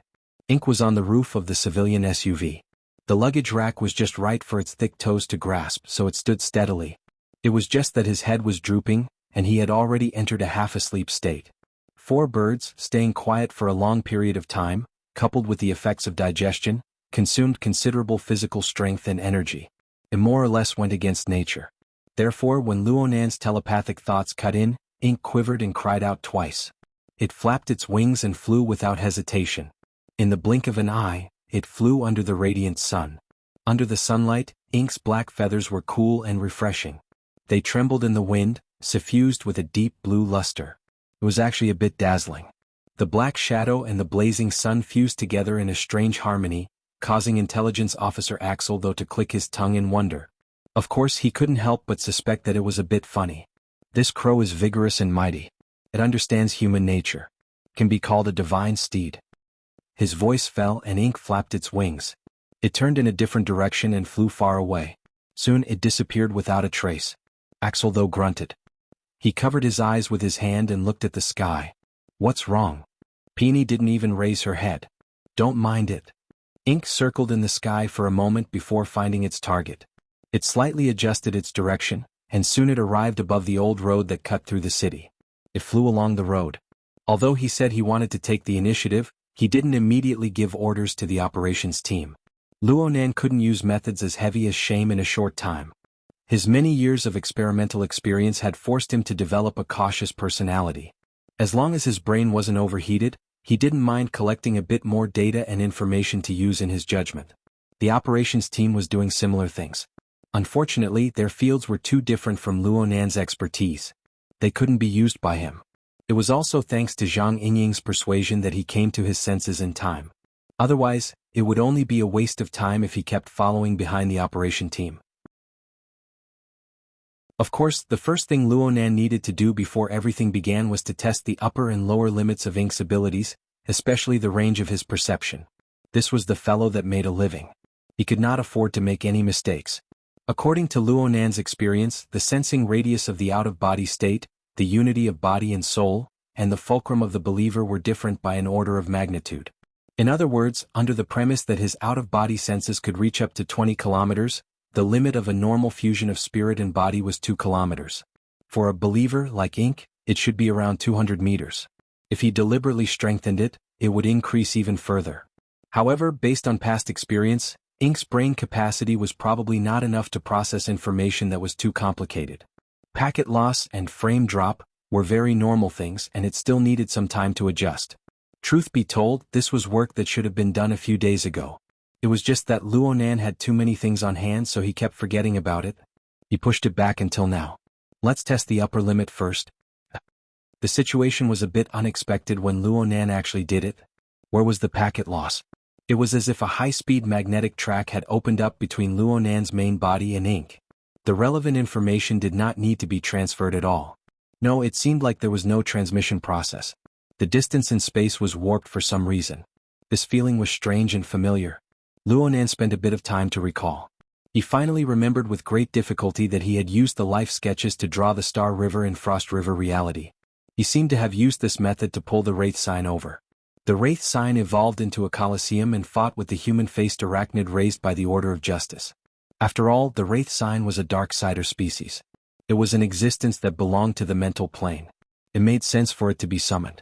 Ink had a material form. Could this peculiarity be reflected in the transmission of information? In any case, with the existence of this connection, the only factor that limited Ink's detection ability was the limit of its own capacity. This made things much easier. Ink was the most commonly used living test subject during Luo Nan's repeated experiments. Naturally, it had its miraculous aspects for it to be able to live safely until now. And in Luo Nan's formatting theory system, it had already leaped to the level of a staff member. Its connection with Luo Nan was even closer, and this further catalyzed its basic abilities. Luo Nan was itching to give it a try. Ink transformed into a shadow, sweeping past the buildings on both sides of the old-fashioned highway. From Luo Nan's perspective, Ink was like a scout released in a strategy game. The fog of war was peeled away everywhere it passed, revealing a passageway that was 200 to 300 meters wide. However, the scene of reality revealed was mostly illusory. What was more dazzling to the eye was the floating and changing constellations of stars and the river of stars. Luo Nan didn't have any clear thoughts right now. In any case, he just needed to display his specialty. His specialty wasn't just the all-encompassing perception that forced Cat Eyes to change her profession. Just this matter alone, he felt that the starry sky constructed from the life sketches should be more suitable. Right now, a small starry sky was opened up with Ink at the center. It resonated with the hazy star river that his main body sensed from a distance, covering the existence of all living beings within this range. Luo Nan feared that his clairvoyance would be insufficient. He honestly scanned the composition of each group of stars one by one, not wanting to miss a single detail. Peony didn't contact him during this period of time. He simply scanned the entire way at a speed of around 80 kilometers per hour. But after scanning for half the afternoon, the school's society activities were about to begin. Luo Nan reckoned that he was about to fly back to the main city district, but he didn't find anything. Luo Nan began to feel the difficulty of this task. He didn't have a particularly clear train of thought for the time being, so he could only work hard. A scanning radius of 200 to 300 meters was already the best in Xia City, but it was still too clumsy in the face of the enormous city district and suburbs of Xia City. Ink's sensing radius is still too small. Should I switch to my main body? A special sensation suddenly flickered while he was pondering. Luo Nan was overjoyed. It didn't matter if it was the target or not. His attention was instantly focused on it. A speck of bright light fell beneath the starry sky constructed from the life sketches, imprinting itself onto the star atlas. The surrounding scenery materialized layer by layer, revealing the concrete scene. Luo Nan sighed when he truly saw it. He was greatly disappointed. This should be the recycling stratum of the Forest Wall District. It was a place where people gathered. The target he had just scanned wasn't a mutant, but a middle-aged man. He wore a rather special robe, a bit like child's robe. It was light gray in color and it looked very simple. The middle-aged man was located in a sealed house. The area wasn't large, but the decorations were filled with a ritualistic feeling. He stood in front of the stage like a priest, reading the teachings of scripture to others. Luo Nan's overly anxious gaze was too close to the material plane, triggering quite a bit of activity. The middle-aged man seemed to sense something and his head tilted a bit. He was a bit confused. Luo Nan immediately thought of a secret order when he saw this scene. This place really did seem like a religious site. Also, it was an ability user. The Explorers Society of Xia City, the Order, the government, the military, the financial groups, and so on. The number of ability users didn't even reach 2,000. It wasn't too many, but it wasn't too few either. Luo Nan had randomly bumped into one. Should he say that his luck was good or bad? That's right. The difference between ability users and normal people on the life sketches level was far too great. Oh my, he was really stupid. Luo Nan, who was at school, slapped his forehead. Ink's flying wings nearly curled up. Fortunately, it reacted midway through its descent and fiercely flapped its wings to recover its altitude. Luo Nan didn't even think for half the afternoon. The life sketches of ability users were already this special. Naturally, mutants were even more different. This was an obvious fact. He had come to a similar conclusion before, but he had actually wasted half the afternoon on this. Luo Nan was drunk on his own brain. Now that he had bumped into someone else's preaching scene, it was more or less Luo Nan's fault. He didn't want to complicate matters, so he wanted to unfollow them. But in the end, he subconsciously swept his gaze over and felt an indescribable familiarity. He focused his mind and saw a familiar face. Yes, he looked a bit familiar. He just saw him today. It was the same child who jumped out to ask the members of the action team if they were going to strike down gangs at the reservoir. This child looked to be 5 or 6 years old at most. He was quite eye-catching in the midst of a group of adults who were listening to the preaching. He was actually attending class here? Xia City's traditional political power was quite powerful. In terms of religious belief, they adopted the principle of minors should stay away. Adults should make their own choices. A little child running over from far away to listen to a priest's sermon was against the rules, even if he had parents following him. Luonan's thoughts just spun, but he didn't think too deeply about it. After all, it had nothing to do with him. But Luonan came to a realization when he saw this child. The distance he flew out seemed to be a bit too far. It was over an hour's journey. If something happened, he wouldn't be able to respond to Peony. He decided to go back the way he came. And at this time, the priest of some unknown religion announced the end of today's preaching class, perhaps due to his restless mind. The group of people withdrew from the room in an orderly manner. As for the child, he came out wrapped in the crowd. He lifted up an electric scooter from the side of the road and followed the old road to the west. He's alone. Luonan discovered something unreasonable. Moreover, the electric scooter the child was driving had clearly been modified. Using ink speed as a reference, the speed definitely exceeded 50 kilometers per hour. It would not be an exaggeration to say that the scooter was traveling as fast as lightning on this simple and unobstructed structure. Luonan broke into a cold sweat for the child as he watched. There weren't many cars on this abandoned old road, but as long as they dared to go on the road, they would more or less be related to gangs. They would run amok, seeking excitement. What the hell was the child doing? Luonan thought for a bit. They were going the same way anyway. Let's just follow. It was better to be safe than sorry. If something really did happen, Luonan would feel uneasy. Ink flew in the sky, but the child was completely unaware of it. He rode the scooter, gripped the handlebars, and sped along at high speeds. He was quite at ease. When there was a slope, he would even play a few tricks. He was like a living monkey. His ability to balance was quite strong. Luonan was a bit impressed. Chapter 359. The little monkey was quite young, but it was already a super player on this old-fashioned road. It was able to drive the simple and crude electric scooter to the effect of a high-horsepower motorcycle. Luonan followed it for a while and confirmed that there were no problems with the little fellow. He stopped staring at it all the time and went to study his own matters. He switched to clairvoyance, allowing the starry sky to be deep and the starlight to spread out. He only searched for special structures within. Of course, if he could see dark clouds that covered the starry sky, then it was definitely a big fish. But at this time, the enormous population base of Xia City revealed its astonishing influence to Luonan. The contrast between 200 million and 200 million was a ratio of 1 in 100,000. It was destined that ability users and mutants were not easy targets to see. Ink's clairvoyance had a radius of 200 meters. Even a professional like Cat Eyes would be ashamed to death. But in front of the metropolis of the present age, it was still not enough. Front, back, left, right, up, down, and down, the stars were more or less flowing and arranged. Their structures were all mediocre. They were generally similar, and normal people were still the overwhelming majority. No matter how dazzling the starlight was, looking at it for a long time would make one dizzy. The hazy star atlas and its complex structure were like a maze. Contact with it too much and one would feel fear. Luonan really wanted to turn it off and not look at it, but when he considered that the target was alive and could move at any time, and that the star atlas was constantly changing, he could only grit his teeth and persevere. Perhaps it was because he had seen it too many times. He didn't know when, but he felt that there were some other laws and principles within the mediocre and repetitive star atlas. There existed a minuscule amount of brightness. Perhaps it was a misconception. At the very least, the little monkey down below had its own characteristics when he looked at it the entire way. But it was still a bit lacking when it came to clearly distinguishing it from the others. Ink had to take care of the little monkey's speed, so it took an hour and a half to fly back to its starting point. Peony's exploration had come to an end, and they had returned to the vicinity of the inhabited area from before. They had missed each other, so Ink could only go back and continue traveling with the little monkey.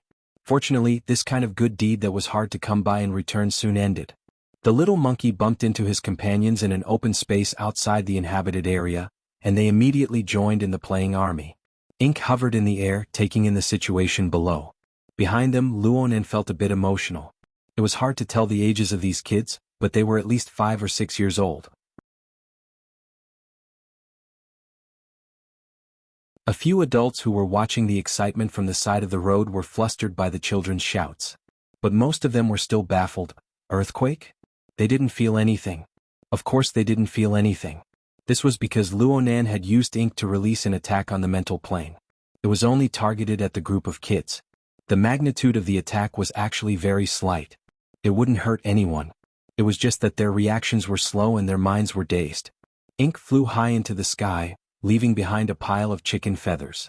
This represented the end of today's search operation. Luonan's plan to seize the initiative and amaze the world with a brilliant feat didn't come to fruition in the end. It was still the same. $1 million business wasn't easy to do. It was the same even if it was compensation. After an entire day of torment, Luonan finally realized that there were many things in this world that couldn't be won in a single spurt of energy. His state of mind unconsciously calmed down quite a bit. Searching for mutants wasn't a particularly urgent matter for him. On the contrary, he was tossed around by the hazy starry sky for a long time. That feeling of being clear yet not clear and having no direction at all was especially annoying. And so Luonan knew that he cared a bit more about formatting theory and cultivation itself. When night fell, he simply tossed ink to Peony.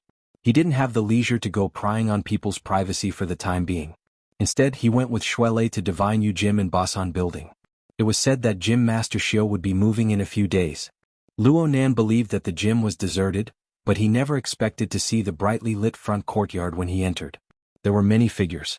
They were the parents of students waiting outside the front courtyard practice field. Luonan was baffled. Aren't classes already suspended? It's the last class. The gym master feels that the progress of Foundation Class 5 just so happens to be stuck at a node. He wants to teach them for a few more days. It would be a lucky chance if there are students who are able to gain enlightenment. The classes for the next few days are all free. Oh. This was something that Gym Master Xiao was capable of doing. The classes were almost over by the time they arrived.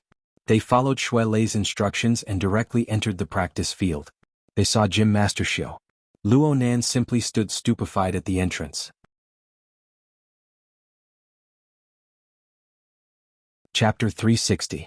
Xiao Xinyu, who taught children, was very different from usual. He was completely different. The gloomy and cold expression that Luonan was most familiar with had flown off to God knows where. What Luonan saw was a middle-aged kindergarten teacher with a relaxed expression and a smile. His 4 limbs were on the ground, his body arched as he crawled. His figure was stretched and his spine swayed. He was like a large lazy cat. A group of 7 or 8-year-old children were imitating him. They meowed happily and they even developed new skills on their own. They flipped, rolled, pounced and twisted. It was quite lively. Luonan was truly dumbfounded. Shuelei felt the need to explain. Cough. This is the cat form that the gym master created specifically for children. You might even be able to see the dog form in the future. It walks the path of the god of imagery. You know, the children in the city are more familiar with these 2 animals. It's easier for them to refer to. Really? Luonan was still a bit absent-minded. Shuelei understood what Luonan was thinking. He said, "The gym master has always been the most amiable to children. Back in the day when I was in the basic class, it was like the spring breeze and rain. But when I transferred to the specialized class I was personally taught. Oh my god." He felt nostalgic and he grimaced in pain. He felt quite complicated. Xiao Xinyu had already seen them, but his reaction was very calm. It was impossible to see any misgivings about his image collapsing. He was still on the ground, leading the children to crawl in circles. They fully stretched their limbs and moved their joints. He even reminded them to control their breathing. The scene could be described as chaotic but orderly. It was under control from beginning to end. Xiao Xinyu practiced in this manner for another round before getting up.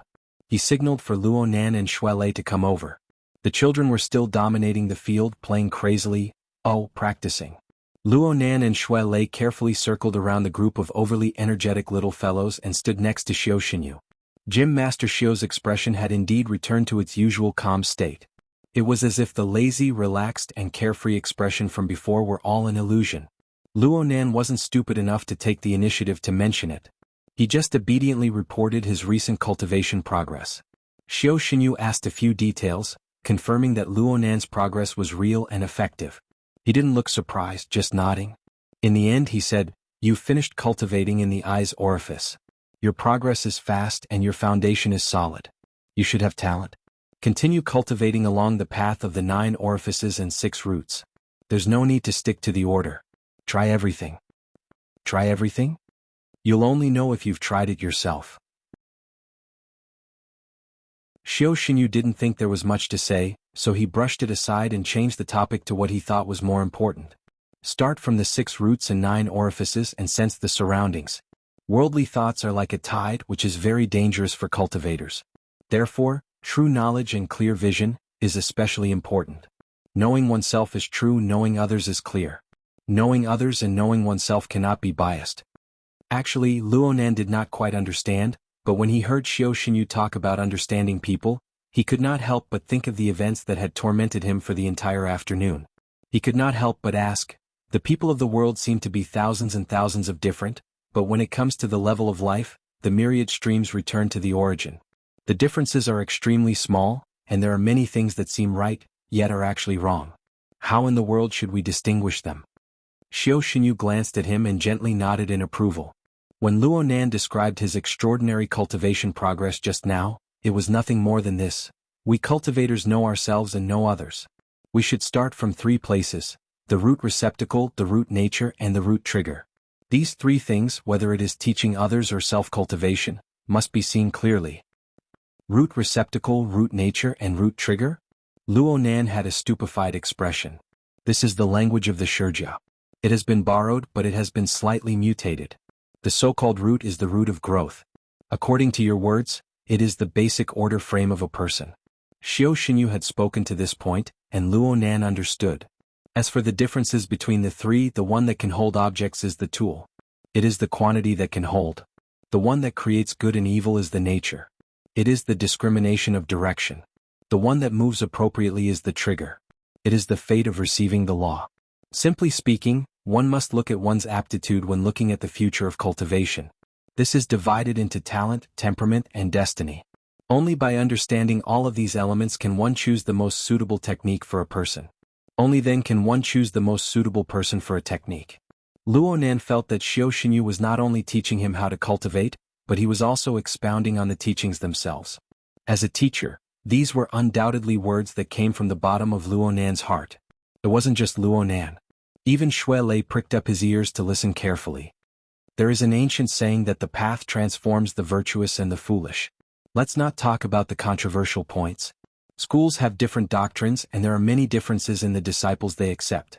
This is obvious. Most of these differences come from the root receptacle, the root nature, and the root trigger. The principles are easy to understand, but the important point is how to distinguish them in reality. Shui Lei, you don't need to listen to what I'm about to say. Your root receptacle is thick and your root nature is simple. The root trigger should be activated for a long time. What you need is a pure intent. There is no benefit in learning these techniques of reasoning. Shui Lei shrunk his neck, and he obediently walked far away to act as a temporary instructor for the children. Luonan seemed to understand something. Xiao Xinyu had actually treated Shui Lei as a living example. He had demonstrated to Luonan how to distinguish and utilize the root receptacle, root nature, and root trigger. The results were naturally excellent. Luonan already had a bit of a plan in his mind. Listen carefully. Xiao Xinyu gave Luonan another reminder. Then he imparted Luonan the specific techniques of distinguishing the tool, nature, and mechanism. This technique was actually a summary of experience. Aside from a keen and penetrating state of mind, one also needed a wealth of life experience to support it. Right now, Luonan had only learned the basic principles. He was still far from truly crossing the threshold. However, this bit of principle was already quite outstanding. Especially the standard of clairvoyance and judgment. It pointed to the most profound and subtle level of the human body and mind. It vaguely corresponded to some of the problems in Luonan's formatting theory. Especially this afternoon. Luonan felt his soul strength stir. He scratched his ears and cheeks for a time. He really wanted to return to the settlement in the Trigate district and stare at the little monkey and those wild little ghosts. He wanted to look at them in detail once more. Unfortunately, he was destined to be unable to do so tonight. Xiao Xinyu gave a rare warning to Luonan. He needed to make Luonan comprehend the marvels within. Speaking of this technique, I will teach you this technique tonight. I know that you have a thoughtful personality. You are suited to study and research. I also know that you have a deep and solid foundation. It is enough to bear the burden. You took the initiative to ask and you seem to be pointing at something. You should have encountered a corresponding problem. It just so happens that you have the tool, nature, and mechanism at the same time. It is like the return of spring to the earth. It awakens and hibernates all living things. It is born naturally. Although its nature is soft, its nature is firm. The result should be pretty good. Luo Nan nodded fiercely. Now he somewhat understood the true meaning of the phrase, if one hears the path in the morning, one can die in peace in the evening. Of course, it would be too much of an exaggeration to say that Luo Nan wanted to die. It would be best if he could happily verify it a few times.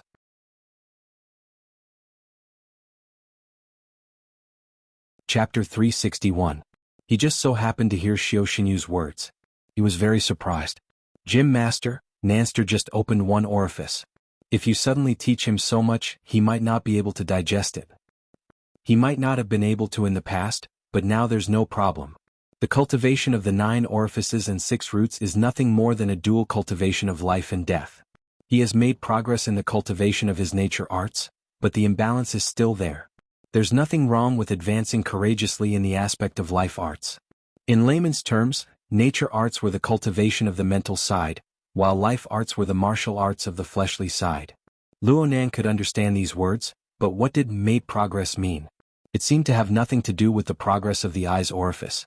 Luo Nan had deep faith in Gym Master Xiao's insight due to his foundation in the art of dividing objects, nature, and mechanism. His thoughts turned, and he unconsciously thought of his special experience at Gear in the early hours of this morning. He was a bit distracted. Suddenly his mind became alert. Someone was reaching over with a hand. He instinctively slid his shoulder, but it was useless. Gym Master Xiao pressed down on his shoulder and exerted a bit of force, indicating for him to change his posture. Crouching tiger form. Luo Nan hesitated for a moment, but in the end he obediently knelt on the ground. He stretched his back forward and pressed his elbows. His legs naturally curled up and he transformed into another big cat, but this time he was sleeping. This movement was one of the Taoing techniques he had learned. It was not difficult at all. Plus, after many days of practice, he had already connected with the will of the mind. When he assumed this posture, it naturally resonated with the true meaning of mimicry. He was like a fierce tiger taking a nap in its lair. It was tight yet not tight, loose yet not loose. Amidst the laziness was the tension of a king of beasts. It caused his mind and body to be in a marvelous state of relaxation and tension. Xiao Xinyu squatted down and pressed down lightly on Luo Nan's head. He spoke. Frankly speaking, Luo Nan was unable to hear what Xiao Xinyu said. He just felt that the vibrations of the sound waves did not seem to be transmitted through the air. Instead, they flowed along Xiao Xinyu's palm and seeped into his brain. They were like thunder. The sound of thunder entered his brain, stimulating the apertures of his head and face to vibrate. Then it spread to his entire body. The thunderous vibrations pushed forward layer by layer, causing the body chakra to shake first. The internal links were subdivided, the 9 apertures, the 5 zangs, and the 12 joints all resonated. The eyes, ears, nose, tongue, body, and mind all knew where they were. At this time, Luo Nan was able to clearly distinguish Xiao Xinyu's voice. The experience brought about by the thunderclap and the new knowledge involved had already become a kind of verification. It was tantamount to synchronizing memories between the body and the mind. In this way the body gear constantly rotated, and the god gear corresponded with each other. They coupled and moved in unison, constantly correcting the details. Gradually Luo Nan ignored Xiao Xinyu's words. His entire mind was focused on the fine adjustments of the frame of body and soul. He looked at how the blood, energy, and fluid transformed layer by layer between the internal organs. It was like flowing water in the mountains. It flowed and permeated above and below ground, between the cracks of soil and stone. When it reached a certain degree, Luo Nan's thoughts stirred slightly. He felt the vital energy of his heart, spleen, and stomach boil. His blood and energy flowed upwards.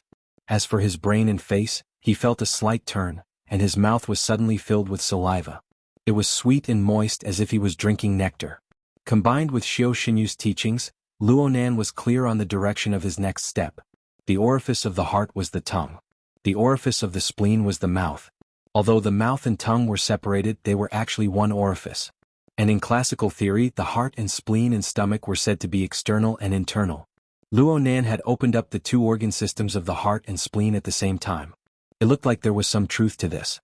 Before formatting theory had truly taken shape, Luo Nan had first developed the Appetite King skill. He could digest food and provide his body with sufficient energy. The function of the spleen and stomach was amazing. And ever since he started practicing martial arts, his body's blood and energy were vigorous and healthy. It was said that the heart governs the blood vessels, and it was suitable for the dispersal of the liver energy. Wasn't there a saying that wood feeds fire and fire feeds earth? In this way, the liver, heart, and spleen, these three systems were linked to each other. Whether it was the specific circulation of blood and energy, or the enigmatic promotion and suppression of the five elements, everything made sense. Luo Nan didn't delve too deeply into it. He paid more attention to experience when it came to the circulation of the body gear. He felt as if a pool of nectar had opened up in the root of his mouth and tongue. Saliva overflowed from time to time, sweet and nourishing. Then there was the heart, the spleen, and the stomach. It utilized the mechanism of the organs to transform external energy into internal energy, allowing the essence to be filled and solidified. His vital energy boiled and spread throughout his muscles and tendons. A thin layer of sweat appeared in the blink of an eye. It could be said that his blood and energy were unobstructed. Luo Nan had been in the crouching tiger stance for too long. There were some children on the training field who saw Luo Nan lying on his stomach. They thought that Luo Nan was just like them. They meowed and pounced over. Shuelei jumped in fright. He wanted to block Luo Nan, but he was blocked by Xiao Xinyu, who had gotten up. The child didn't know how to control his weight. He directly bumped into Luo Nan's body. Luo Nan was still in a state of subtle comprehension. He didn't move, but his body was soft, smooth, and pliable. It was as if he had no bones. Bumping into him didn't hurt at all. The child rubbed and rubbed, having fun. Quite a few people followed suit. They laughed and laughed as they crowded over. They treated Luo Nan like a large pillow. They pressed and bumped into him without stopping. If Luo Nan continued to comprehend at this time, he would really become an immortal. A low growl came from his throat, and his body stretched out like a sleeping tiger.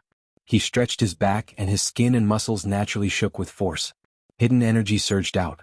The children around him fell to the ground, but not a single one was injured. Luo Nan saw the ground full of laughing children, and his childishness was aroused. He rolled on the ground like a cat or a tiger. His four limbs stretched out and his muscles relaxed. He looked vivid and lifelike. The group of children went crazy. They screamed and pounced over when they saw Luo Nan. Xiao Xinyu finally called for them to stop. Luo Nan had been stimulated by an opportune moment. He was instantly enlightened, but his foundation wasn't firm. There was a risk of failure if he continued to play. Xiao Xinyu waited for Luo Nan to stand up before speaking to Shuelei. His muscles and tendons have all been nourished. From now on he can practice fist techniques. Starting tomorrow you will be training with him. Training with him the moment he comes up? Does he have the time to slowly learn fist techniques? Xiao Xinyu's lips curved into a mocking smile. He's just getting used to his physique and training his reactions. At most, he'll be able to learn a few moves of fist techniques. In any case, his ambition doesn't lie here. Shuelei looked at Luo Nan and Luo Nan scratched his head. The gym master is amazing.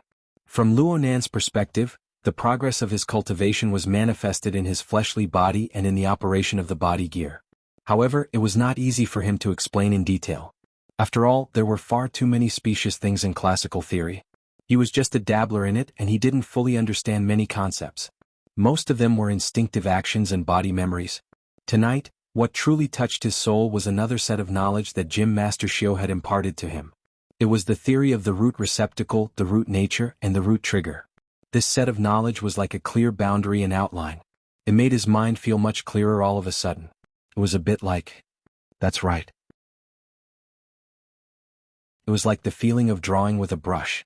When Luo Nan first learned how to sketch, he first learned how to use composition, lines, light, and shadow to sketch a lifelike image. He felt that he could draw the entire world. Of course, reality would teach him a lesson later on. However, he had just come into contact with a brand new domain. He had a clear feeling of understanding and talent. It was the most beautiful illusion in the world. If he could touch the ground, the feeling would become all the more vivid.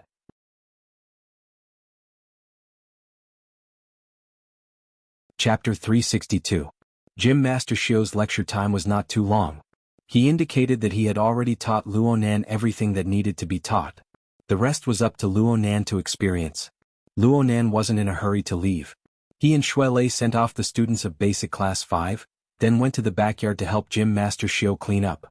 He continued to pack his luggage and he only left the Daoguan at around 9 o'clock. Luonan and Shuelei separated in the underground parking lot of Bosan Building. They sat in the security car sent by the society. The driver of the car was the same one from last night. His surname seemed to be Qin, but Luonan was unclear about his name. Neither of them were talkative people. They merely nodded at each other as a greeting. Luonan sat in the front passenger seat. His body leaned against the back of the seat, allowing the car to drive onto the highway. He closed his eyes and muttered to himself. Right now, Luonan's heart, liver, and spleen were driving the blood and energy of his entire body to rise and fall. The blood and energy soaked through the tendons, periosteum, muscles, and so on of his entire body. The blood and energy rose to his face. The eye's orifice was like a lamp, and the orifice of his mouth and tongue was like a jade pool. The blood and energy naturally coiled. It was marvelous beyond compare. However, Luonan was rarely touched by the various mysterious transformations on his body. At this moment, his mind was filled with the knowledge of the root receptacle, root nature, and root trigger. The flashing spiritual light seemed to mix with the dazzling starry sky in the afternoon, sketching out a novel structure before disappearing in the blink of an eye. It was both exciting and frustrating. Stop, stop, stop. Dojo Master Xiao had said that this sort of clairvoyance and judgment technique couldn't be done with empty guesses. They had to start from the real thing. The best way was to have a mutual understanding of the inside and the outside. That was to gain insight into oneself, observe others, gradually familiarize oneself, and find an evaluation principle that was most suitable for one's own logic. This sort of way of speaking faintly conformed with the concept of egoism and formatting theory. It suited Luonan's taste very well and he didn't dare to be careless. So Luonan decided to dedicate all of his weekend time to seriously practice what he had learned tonight. Because of this, he had to postpone all of his schedule for the next 2 days. The current Luonan had a different status in the society. He had an entire security team by his side. If he were to suddenly change his itinerary, he would need to act as soon as possible to avoid inconveniences and accidents. He immediately contacted He Yuan. There was nothing to hide about this matter. He directly said that he had to rest at home and sort out his recent gains. He Yuan naturally supported this. Luonan simply chatted a few words before hanging up. His mind calmed down a bit, and he began to make simple arrangements for his schedule for the next 2 days. On Saturday, he could hide in his bedroom and continue to familiarize himself with the 9 apertures and 6 roots homework. On the other hand, he could ponder the application of the root receptacle, root nature, and root trigger. For the rest of the time, he continued to burn and refine the external neuron to see if there was any progress. If he gained anything during this period, he would split his consciousness and send it to ink to verify it one by one. On Sunday, they would make adjustments according to the specific situation on Saturday. Just like that, these 2 days were filled to the brim and were extremely fulfilling. If everything went smoothly when he arrived at school next Monday, he could use this opportunity to quietly explore the mysteries of gear. How wonderful! Luonan was very satisfied with his own arrangements. He immediately opened his notebook and made some simple tabulations before making some slight adjustments. After everything was settled, he heaved a sigh of relief and was in a good mood. He took the initiative to smile at the bodyguard driver beside him. You've worked hard these past few days. I'll stay at home for the next 2 days. I hope everyone can relax. Driver Qin wasn't good with words. He was very steady. Luonan's time at the Daoguan wasn't easy to set. He waited in the underground parking lot for nearly an hour, but he was still calm and collected. He felt more reliable than old Jean of the hidden indigo firm. He just laughed at Luonan's words. He didn't respond. Just as the car was about to return to silence, Luonan's wristband vibrated. Someone was calling. Luonan looked at the caller ID and thought to himself, this is really strange. Emoya's name was actually displayed on the screen. His older female cousin had gone to Man City for a month. She had gone crazy at the music festival, angering his aunt to the point of jumping like a corpse. Aside from Luonan being hospitalized twice in the middle of the month, which was too frightening for him, there was no news from her for most of the time. Why did she take the initiative to call him today? As soon as the call connected, Emoya bluntly asked, do you remember the favor you owe me? Did you know that I blocked a bullet for you?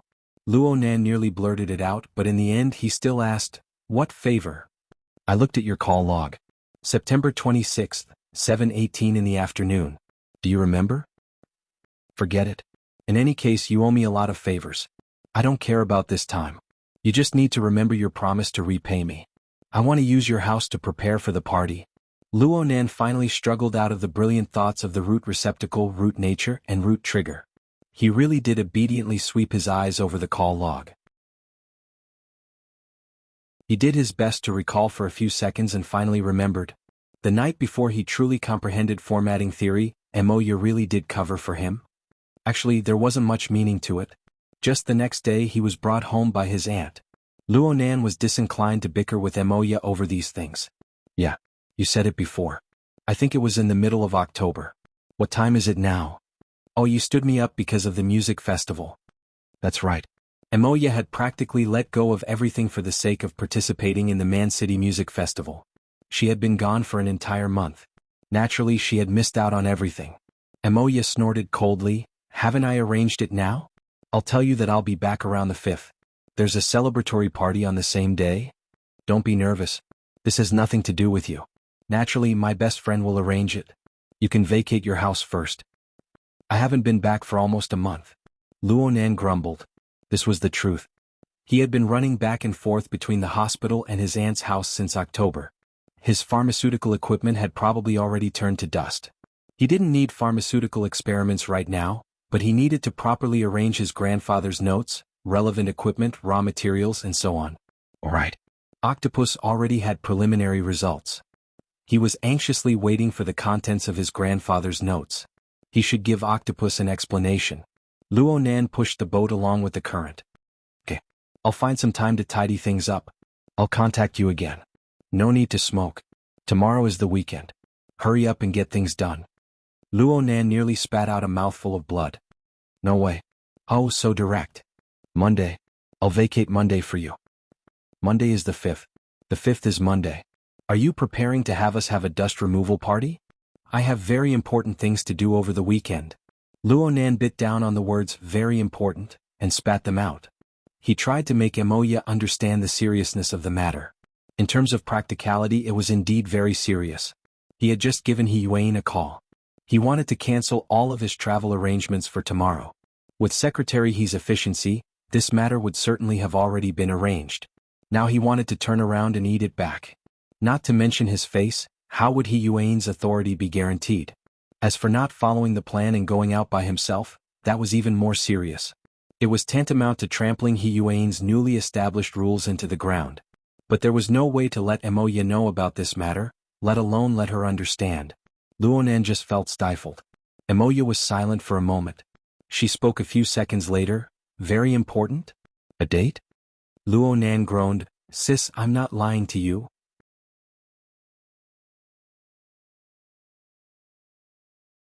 Chapter 363. Luo Nan was a bit startled. He split his attention to look. Finally, he hadn't taken the Universal Commands course for nothing. He was immediately able to discern the meaning of this string of hand gestures. You can use the B time slot from tonight to tomorrow before the shift changes. The B time slot was from 5 to 7:30 in the morning. It was the time between the time Luo Nan woke up and the time before school. During this period he had his routine morning classes, morning exercises and breakfast. Chauffeur Qin's meaning was very clear. He was suggesting that he take advantage of this time to settle the matter. In any case, it was their team that was on duty from night to morning. Changing the mission at the last minute was not a big deal. Luo Nan's mind stirred. Tomorrow morning was not an option. His aunt's house was in the Nade district in the east. From there to the River Wu district he would have to pass through more than half of Xia City. But now they had not even left the River Wu district. If they made a sudden turn they would arrive in at most 10 minutes. Over at Blue Bay Community, the most important things were pharmaceutical equipment, a portable cooler to store raw materials, and his grandfather's notes. They could be taken with them. As for cleaning up, screw her. Luo Nan changed his tone when his thoughts reached this point. How about this, sis? Let's pick up the pace. I happen to be in the River Wu district, so there's no need for tomorrow. I'll go and clear the place now. Get your best friend here to take over. I'll give her an hour. That works too. I'll ask them. Luo Nan's train of thought opened up, and his mind became quite nimble. He continued to revise his plan. It's fine if she doesn't come over tonight. I'll change the security door to a secret key mode. I'll send it to you later. You can be the second passer and everything will be fine. Very good. Emoya gave him a rare compliment. You went to Acumen College. Even though you've been to the hospital a lot, your brain capacity has grown. Is there any explanation here? Scram. Luo Nan hung up the call in a bad mood. He couldn't help feeling a bit awkward. He nodded toward driver Chin and expressed his thanks. Brother Chin, it's all thanks to you today. Chauffeur Chin smiled and spoke for the first time tonight. Let's go next. Blue Bay Community. It was more or less the same as Luo Nan estimated. The security car only took 10 minutes to drive into the parking lot of Blue Bay Community. Chauffeur Chin abided by his duty as a bodyguard and got out of the car to walk with him. There were not many accidents in the world. At least tonight was normal. 2 minutes later, Luo Nan returned to the small nest he had been away from for over a month. This was the only real estate under his name. It was inherited from his father who had gone missing. The cleaning party that Emoya mentioned was actually an exaggeration. With the AI butler in charge, even though he hadn't been back for more than a month, the house was still clean and tidy. There wasn't even a speck of dust in it. Emoya gave him a call as he was heading upstairs. Her best friend just happened to be unable to make it in time, so she directly used Luo Nan's secret passcode method. In this way, Luo Nan didn't plan on staying here for a long time. He walked straight to the study after entering and took out the 3 most crucial items. The black box on the desk, the portable cooler in the bookcase, and the brown leather notebook hidden in the secret compartment. The Luo Young and 10 years old. Luo of Medicine. By Luo Yi Luo Qinshin Luan his 10. From Luo Nan of Dong Luan of Luo sect from Luo Nan. Luo Nan at 10 years old. Young and young even. From Nan Nan of the education. From his. From He Qinyang the young. Emoya's financial support was one of the most important reasons why he was able to persevere for 5 years. Emoya was right. He owed too many favors. But today's matter could not be considered a favor. Between siblings who didn't need favors. Luo Nan felt disturbed. The most fundamental problem was that he was getting further and further away from a normal family life. Luo Nan sighed and laughed. He wanted to pick up the 2 boxes, but chauffeur Chin rushed ahead to do it for him. He had a strong physique. Carrying the 2 boxes was like picking up 2 stalks of rice straw. Thank you, brother Chin. Luo Nan was a bit embarrassed. He had tried to snatch them away twice so he could only let him. He held the most important brown leather notebook in his hand and placed it next to his own notebook. He looked around the room and covered it with his mental senses. After making sure that he did not miss anything, the 2 went downstairs. They didn't forget to set the door to the passcode mode and sent the electronic passcode to Emoya. Sending the passcode wasn't troublesome. It was done in a matter of minutes. They entered the elevator just in time. Luo Nan let out a long sigh. One matter was finally resolved. No matter what Emoya and her group of friends did, it had nothing to do with him. Chauffeur Chin maintained his silence as the elevator went down. It was a bit awkward to not do anything in this narrow space. Luo Nan flipped through his grandfather's notebook in passing. He looked at the familiar and complex molecular formulas, as well as the neatly scribbled handwriting. He had already crossed the threshold of formatting theory. He had a foundation in the internal refinement technique. His God gear and body gear were coupled and interacted. His soul strength advanced like a hurricane to an uncontrollable degree. His understanding of his mind and body was far from what it used to be. With these things as a foundation, he would look back at this notebook. Even though it was hard to say that he understood it, the level of thinking, the angle, and the methods were much richer. He could more or less understand his grandfather's train of thought. It seemed that the entire notebook talked about how to use molecular targeting drugs to realize the activation of specific nerve cells, to realize their self-growth and differentiation, to build new or strengthen nerve circuits, to influence the development of the body's organs, and to finally form a cell format. But this notebook was just an experimental record. The relevant theoretical basis was scattered and messy. It was impossible to form a complete system even after many attempts of sorting it out. The most complete theoretical overview was actually just a set of diagrams and words on the title page.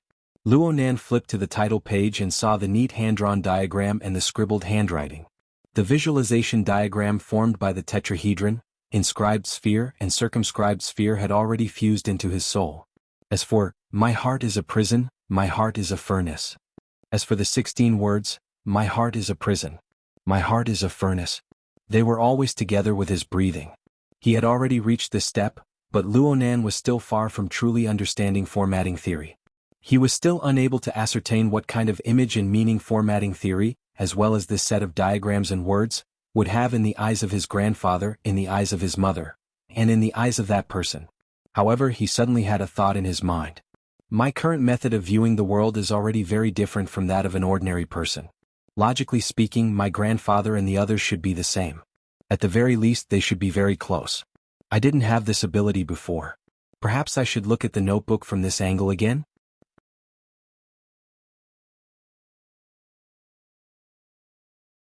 Chapter 364. Sorry. Luonan rushed out in a rush. The metal door sensed a human body and opened to two sides. Driver Qin followed him out, but he still didn't say a word. It was as if nothing had happened. The couple cautiously avoided a certain someone who was suspected to be mentally ill. They took the elevator up. In the end, Luonan was shy. It was hard for him to avoid feeling awkward.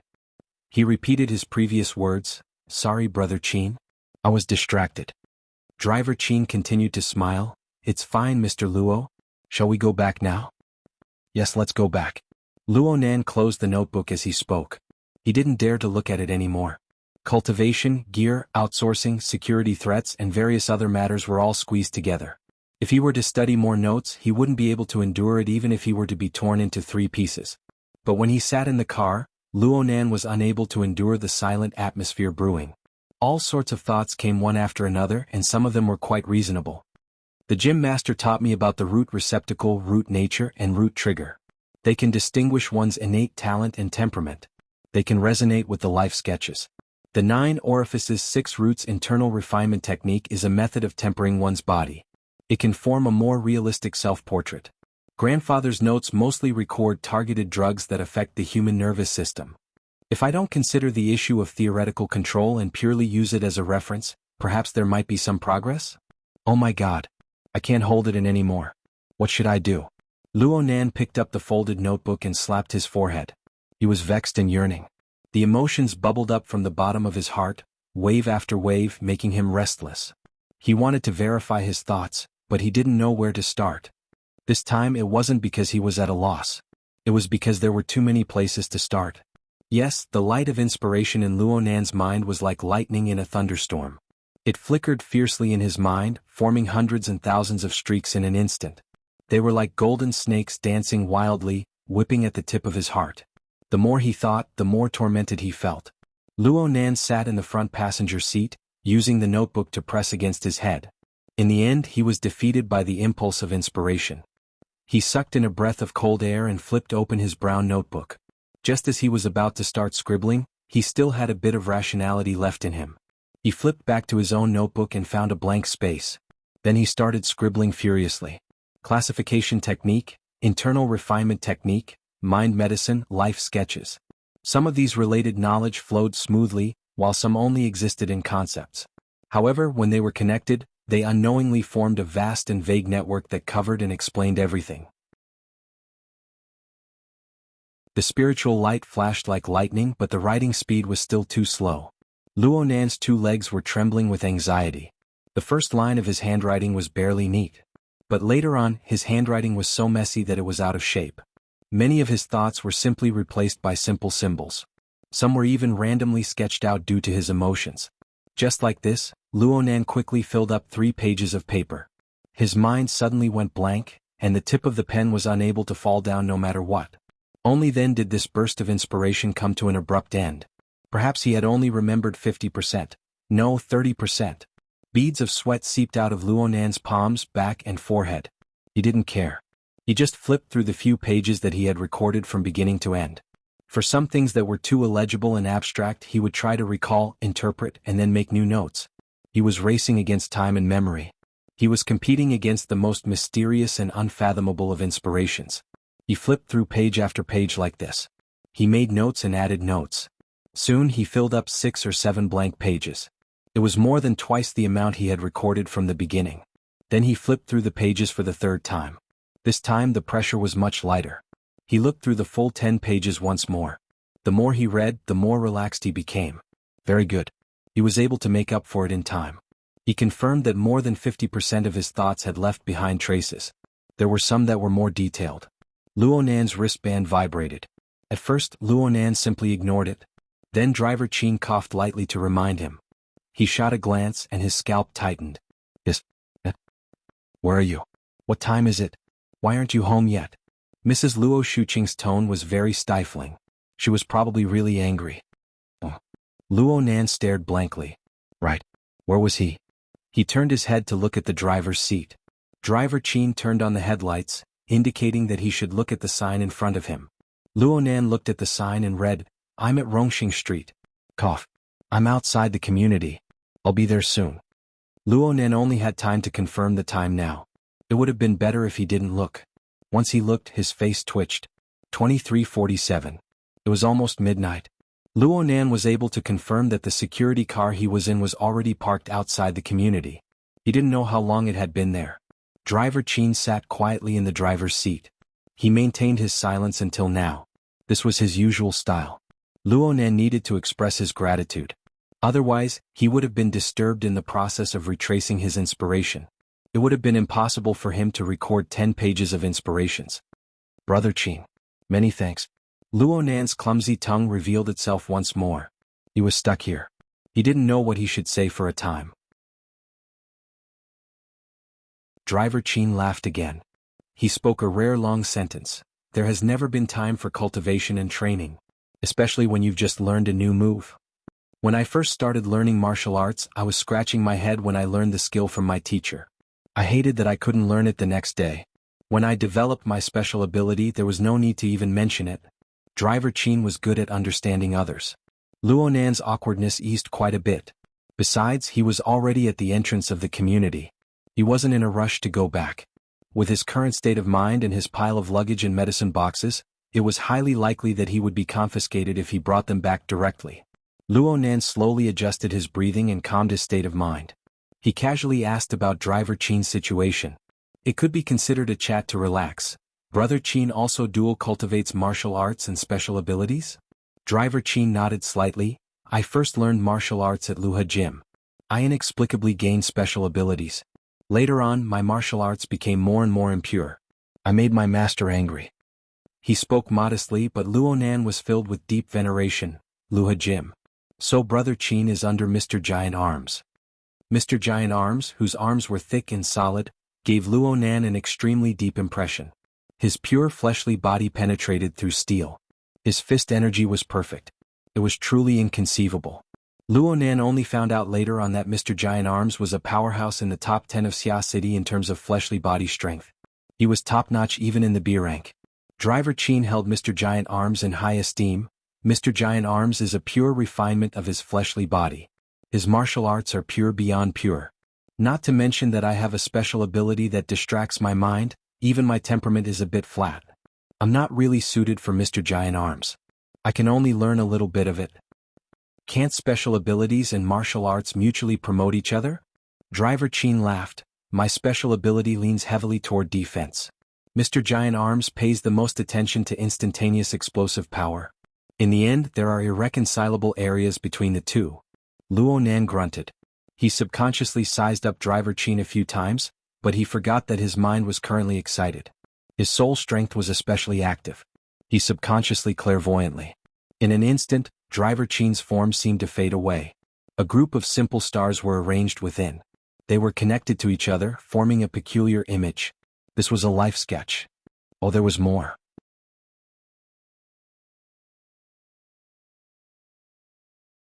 Chapter 365. Inside and outside of Chauffeur Qin's concise and abstract life sketches were countless sand-like stars. They flickered in and out of existence, radiating a dim light. Luonan could not help but compare the life sketches he had observed before. This was especially true for Cat Eyes and Zhang Yingying, the targets he had once focused on. Every star they presented was resplendent with radiance. The contrast with the gloomy void was extremely intense. It was like silver-white wax tears dripping down on a black paper. There were even lines connecting them that were hard to distinguish between real and fake. Such a scene was undoubtedly influenced by the visualization diagram. Looking at it alone, it was more like a group of abstract symbols. Only when these sketches were pieced together at a terrifying scale could one's senses no longer be entangled in the details. Only then could a hazy and magnificent scene of the starry sky be formed. Therefore Luonan called it a sketch. It was a sketch that had just completed the outline of the composition. The details had yet to be carved. As for the star atlas before his eyes, the greatest difference was reflected in the details. Hundreds and thousands of stars were distributed within a certain range. Their luminosity was different and their star magnitudes were different. Some shone with dazzling light, while others could barely be seen. The limited and clear star atlas became complicated, but it also became vivid at the same time. Even the narrowest area was sketched with fine and believable details. It was like the clear atmosphere of a plateau, far away from the light pollution of a metropolis. It was like the gorgeous night sky. Luonan nearly forgot that this was just the body and soul frame of an ability user. The current Luonan was no longer like when he first sketched out his life sketches. He was gesticulating with his hands, but he had been staring at Chauffeur Chin for far too long. Even with Chauffeur Chin's calm nature, he could not help but cough in warning. "Oh, sorry." Luonan had repeated this word at least 3 times tonight. Luckily Chauffeur Chin did not mind. He returned to his habitual silence and just responded with a smile. Luonan could not understand why his clairvoyance and depiction of his life sketches suddenly had so many details. However, he knew that he should get off the car and go home. Luonan tactfully declined Chauffeur Chin's good intentions and got off the car. He took out 2 boxes from the trunk of the car. The notebook was tucked under his left elbow. It was a bit uncomfortable, but he could still walk. He bid farewell to Chauffeur Chin and went straight home. There was no one else under the street lamps as he walked along the community road. This environment was very suitable for his thoughts to fly. And Luonan's brain power unconsciously began to surge. Why was he interested in Driver Chin? It was because this person's words vaguely resonated with Gym Master Shio's root receptacle, root nature, and root trigger division. The awakened extraordinary power could be understood as the root receptacle. The problem of personality was in the category of the root receptacle.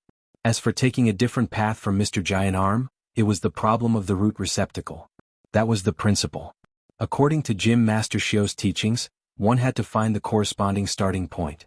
When he was listening to the lecture, his sense of direction was still very vague. However, after a round of inspiration on the road and the observation of Driver Chin, the situation changed subtly. Luonan suppressed the urge to turn around and look for her. He regulated his breathing and let his feverish brain cool down a bit. He first went to the detached garage outside his aunt's main house. This was a more common 3-dimensional garage for the middle class in the city. It was divided into 2 levels and the 2 cars at home were placed separately. When in use, the converter could be activated to change the number of levels, and the car needed could be taken to the exit. The space was relatively narrow, and the function was also simple, so it couldn't be used to store junk. However, at the back of the garage, at the edge of the courtyard, there was a wooden door installed in the lawn. When the door opened, there was a staircase leading to the space at the bottom level. This was an underground storage room. It was said that Emoya had hidden it from her family during her Chunibu period. She spent over a year to dig it up by herself. Unfortunately, she had to pay a considerable fine to the community after her secret was leaked. Emoya, who was in her Chunibu period, was a standard female hipster. She treated this place as a tree hollow type of private space. Later, as she grew older, she stopped playing this game. She gave this place to Luonan, letting him store a few sensitive items. Luonan had been home for 4 or 5 years. He had been able to manufacture drugs independently, and he had been able to hide it from his aunt and uncle. This storage room was a great contribution. This was a favor. So he had to lower his head to Emoya. Luonan placed the box into the secret compartment of the storage room. He turned around and wanted to leave, but his thoughts stirred. He placed the 2 notebooks under his elbows into the secret compartment as well. The reason why Luonan didn't place 1 notebook but 2 was because Luonan was worried that he wouldn't be able to sleep tonight if he really took the notebooks filled with the imprints of inspiration back to his room. The good work and rest rhythm he had established during this period of time would be utterly destroyed. It wasn't easy to make this decision. Luonan looked back 3 times with every step he took. Only when he reached the surface and closed the trapdoor did he let out a long sigh of relief. He walked back into the room and welcomed his aunt's reprimand. Though variables occurred one after another, and he would be reprimanded when he returned home, Luonan had a rather fulfilling night. He hardened his heart and placed the notebooks in the underground storage room. It had some effects. It helped Luo Nan strictly follow the requirements of the meridian art set down by Gym Master Xiao. He raised and lowered his energy and blood, burned and refined his essence before going to sleep. This continued until his internal organs, limbs, and bones were parallel inside and out. Layer by layer, they operated and transformed in harmony with his 9 orifices and 6 roots. As a result, the amount of homework he did this night was several times more than when he only cultivated the eye's orifice. A large chunk of time was cut out just like that. It was already 4 in the morning by the time he awoke from his meditative state. Morning classes were about to begin. If this situation continued in the future, he probably wouldn't need to sleep. Luo Nan smacked his lips. The feeling of opening a new orifice was still clear. Right now, his mouth and tongue were producing saliva. It was sweet and cool. It was completely different from the dry, astringent, and smelly taste he usually had in the morning. Naturally, he swallowed the saliva. There was still an unending stream of it. Moving his lips and tongue made things a lot more convenient. Unfortunately, his mouth wasn't as clumsy as it was in the past. In the end, it was due to his mentality and personality. It was a waste of this newly developed talent. He experienced this small change in his mouth and tongue when he first learned it last night. Right now, it could only be said that he didn't need to rinse his mouth. It wasn't too much of a surprise. Luo Nan was still looking forward to the truly wonderful part. Today was Saturday, November 3, 2096. It was the designated time for Luo Nan to go into closed-door cultivation. Perhaps this was compensation. These days were the SCA's routine statistics period at the beginning of the month. His uncle was a high-ranking employee, a technical expert, and needed to be present to supervise. His aunt was a senior HR employee of a large company. She just happened to run into a new department hiring. She saw the high overtime pay, so she didn't have time to stay home. She just so happened to give Luo Nan a stress-free, interference-free environment. Luo Nan returned from his morning practice and was in a great mood after learning this news. His appetite seemed to have grown quite a bit. But he was still far too naive. Mo Peng, who was supposed to be sleeping in as he usually did on the weekends, came scampering downstairs at 7 o'clock. His round and fat body brought along an ominous wind. He saw that his parents weren't paying attention to him for the time being. He bluntly asked.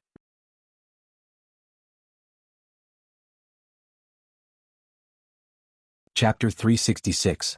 Without a doubt, Mo Peng was talking about the amusement plan of the Frost River Reality Cloud City Water Village store. This scoundrel was unable to move the moment he heard about virtual reality games. Not to mention the support of beautiful women. He seemed to be pestering Luo Nan endlessly. Luo Nan really did not have the energy to argue with him. He could only use delaying tactics. The students will all go home on the weekends. Who would go to the large living area to hold a party? Yeah, then next Monday. Hey, are you urging me to skip class?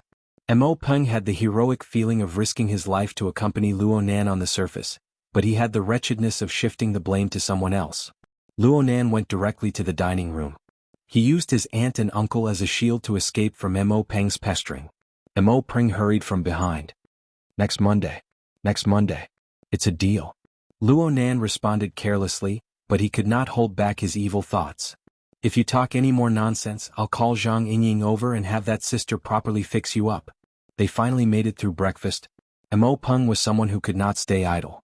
Other than sleeping in on the weekends, he had a rich and colorful life. He was the first to go out.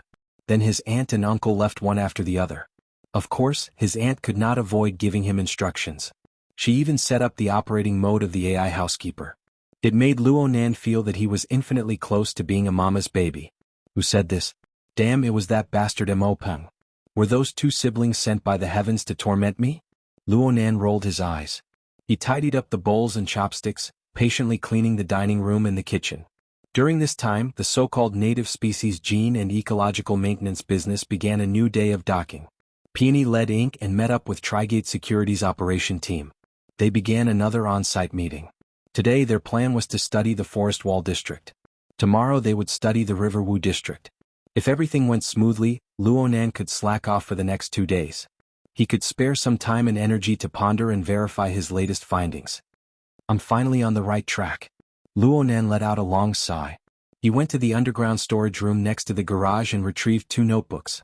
Then he went into his bedroom, determined not to come out for a day. Luo Nan sat cross-legged on the bed in his bedroom. He flipped through the pages filled with countless inspirations. He had only taken a few glances when his blood boiled with emotions. It was as if a fire had been lit in a well that was overflowing with oil. It burned with a rumble once more. Luonan took a deep breath. He knew that it would be very hard for him to truly sink his heart into contemplation if he didn't control his emotions. However, he had already suppressed it for an entire night. He wished that he could tackle this problem even in his dreams. Suppressing it again was easier said than done. It's better to disperse than to block. Luonan muttered a few words and his mouth cracked open. His surging soul strength was like a flood from a broken dam, flowing in all directions within his blossoming smile. The sky outside the house was clear and bright, but when the image was projected into the heart lake, it instantly turned gloomy and dark. The hazy starry sky unfolded in Luonan's heart, covering an area of several dozen square kilometers. The life sketches of the thousands of households in the community and the tens of thousands of living beings were reflected one by one. As the living starry sky appeared, the suppressed heart fire spread throughout the starry sky. Soon the heat dissipated, leaving only a little life fluctuation that resonated with the stars in the sky. Luonan's mind unconsciously became clear and transparent. He was in the clearest state. He was not in a meditative state, but he seemed to be in a meditative state. He sensed the interference and resonance between himself and the lives of others, and a direction of action naturally jumped out. He didn't get tangled up. He took advantage of the situation and the center of the vast star river. The visualization diagram that belonged solely to him naturally appeared. The structure of the tetrahedron, the inscribed sphere, and the outer scribed sphere corresponded with the tens of thousands of life sketches. They converged together. The long river of starlight flowed over the format pyramid. It seemed to completely submerge it, and a clear hierarchy appeared within the format pyramid. It was orderly and not chaotic in the slightest. Ever since that night at Frost River Reality, Luonan's format pyramid had already merged with the star river converged by the life sketches. However, it was also relatively independent. It seemed to act according to its own rules. Only when the domains clashed would the format pyramid's dominance become clear. But this time, the towering and unmoving format pyramid seemed to undergo a subtle change under the radiance of the tens of thousands of stars. There should be a change. Luonan spoke to himself in his mind. His way of thinking had undergone a substantial change under the assault of countless rays of light and fire. The format pyramid, the foundation of his body and soul, had to undergo a corresponding change in order to prove that it was real. Luonan's telepathic light shone from above, probing the visualization diagram inside and out. What was originally a fuzzy feeling turned into a clear understanding. The format pyramid of the past was a simple combination of geometric figures. It could be considered a conceptual expression. But now this group of figures had a few more details. Points, lines and planes were joined together, revealing the conformation of light and shadow and an even more marvelous texture. Similar details continued to increase, so much so that the concise conceptual diagram was a bit unsuitable. After all, a concept was a concept. The corresponding idealized diagram was far too rigid. Luonan's thoughts stirred, and the visualization diagram, which was stuffed with rich details, was like a sandcastle piled up by the seashore. It collapsed in such a manner, scattering countless streams of silver-white light into the void. Holy crap! Luonan's mind instinctively tightened. But before his nervous emotions could surge, his clairvoyance mind was filled with thousands of stars of varying brightness and darkness. That's right. The conceptual combination of points, lines, and planes suddenly transformed into thousands of stars. They were arranged and spread out, transforming into a group of resplendent constellations. They mutually referred to their corresponding structures. Looking at them as a whole, there were still traces of the rules of a tetrahedron, an inscribed sphere and an outer scribed sphere. Luonan stared blankly for a moment. His visualization diagram changed from a conceptual geometric figure to a more substantial star arrangement and constellation structure. Wasn't this a life sketch? This sort of situation was very similar to the situation when he used clairvoyance with Driver Chin yesterday. Luonan wanted to bite his finger. His mind was filled with confusion, absent-mindedness, and excitement. The construction of his self-created life sketch had completely blasted apart the barrier of laws between the format pyramid and the living starry sky. It was like an exquisite mathematical transformation. The two unrelated domains were drawn under the same rule, expanding and enriching its contents a step further. Countless details that could be researched were added. From this point of view, his attempts had just begun, but he had already made an exciting breakthrough. But on the other hand, the dissimulation and decomposition of his visualization diagram had accompanied him for many years. The impact was real. So much so that he had to mentally prepare himself. Well, for example, the constellations in the sky. They were never diagrams of light connected to lines. Instead, they were the outlines of the human imagination. They were the reflections of a specific culture. They were the products of a high degree of representation. Perhaps this reasoning could be applied to the format pyramid? Luonan was suddenly stupefied. A certain question emerged from nothing, invading his thoughts. Was the object of his grandfather's formatting theory research back in the day an abstract concept? Or was it a concrete phenomenon? He chose the latter. It was impossible for purely abstract and generalized symbols to develop rich connotations without concrete and detailed phenomena to support them. Even if they did, it would be a dreamlike fantasy. In other words, Luonan picked up the brown notebook in his hand and flipped to the title page. He stared directly at the concise lines of the diagram, but what appeared before his eyes was clearly the deep and vast starry sky.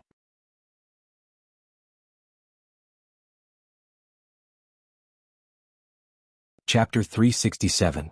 The starry sky on the title page was obviously just an illusion, but the changes in the format pyramid were real. Luonan couldn't sit still on the bed. He got up and circled around the bed. He had an intense premonition. He had studied formatting theory for over 5 years.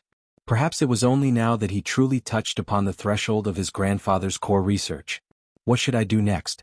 What should I do next? Luonan's mind was originally quite clear. He had made preparations for today's closed-door training to tackle difficult problems. But he never expected that his beginning would go so smoothly. It went so smoothly that he lost control. After the format pyramid transformed into a star atlas, all of his previous plans were completely nullified. He needed to sort out a general train of thought based on his new structure. But the true problem was that it wasn't that he had too few ideas. It was that he had too many. He threw himself onto the bed and picked up his split-page notebook. He wrote and drew in a venting manner. Soon, another 6 or 7 blank pages were filled with words, diagrams, and symbols. And there were still endless impulses that tried to jump out from his brain. Luonan never thought that he would be stuffed to death by inspiration one day. It was already 11:30 by the time he recovered from his work of memorizing inspiration. The AI butler followed the design program and made lunch. It invited the only diner in the house to the table. Luonan had been evaporating his brain power for the entire morning.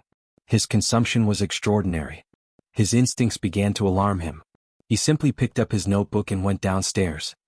He was prepared to continue pondering and writing during his meal. He would not waste time.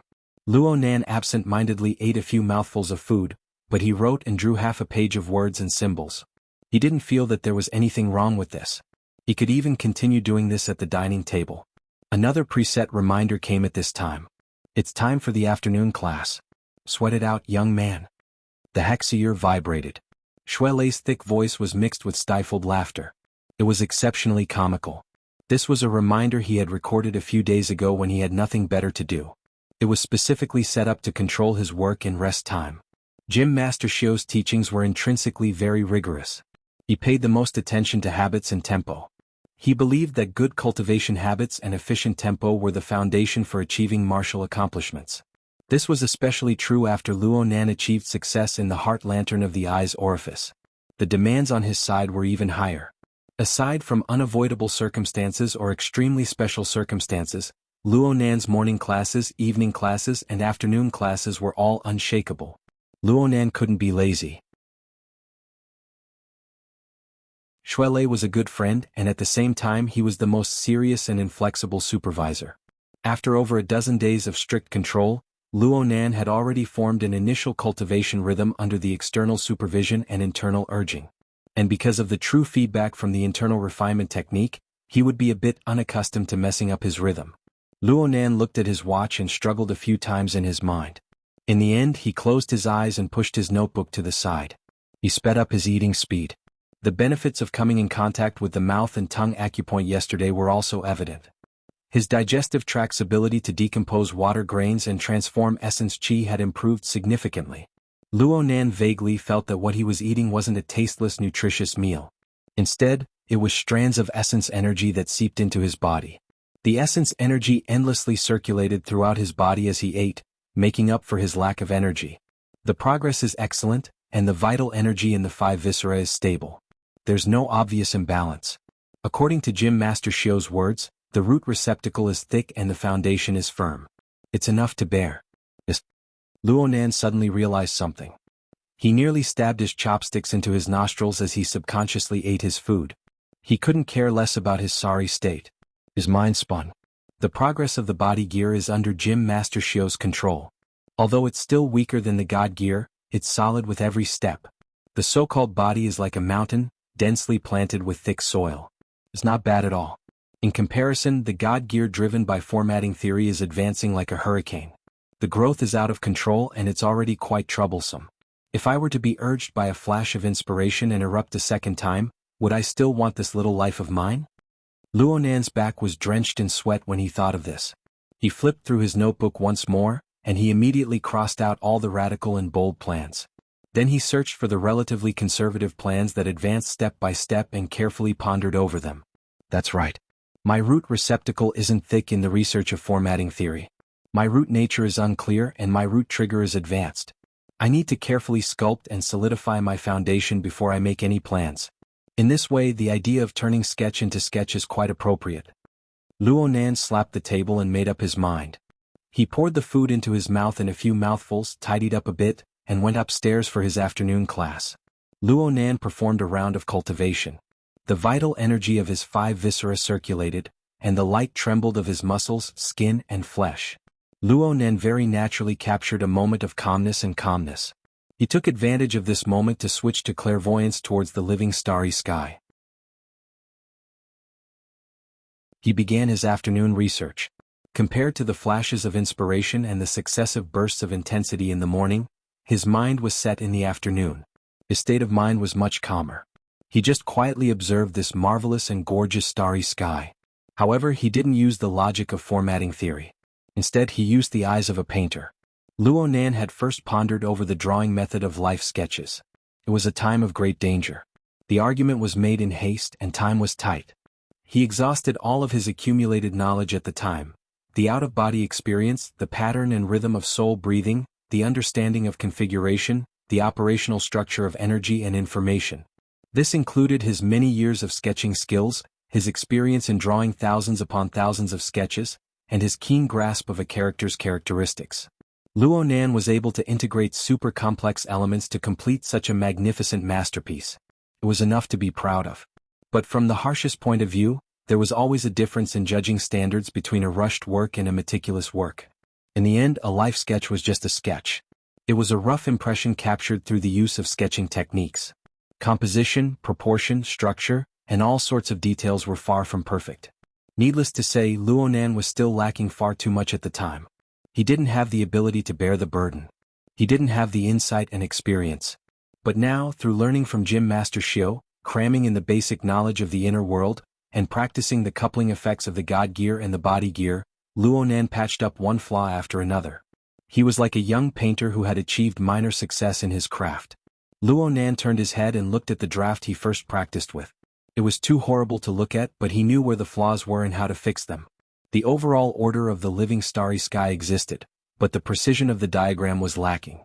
The image was large and impractical. It had already formed a basic mold, but there was practically no room for refinement. If Luonan wanted to fix it, he would have to transform the star atlas into the format pyramid and the star atlas into reality. These were his directions. Luonan slowly adjusted his breathing. The starry sky pieced together from the life sketches was like a newly completed composition.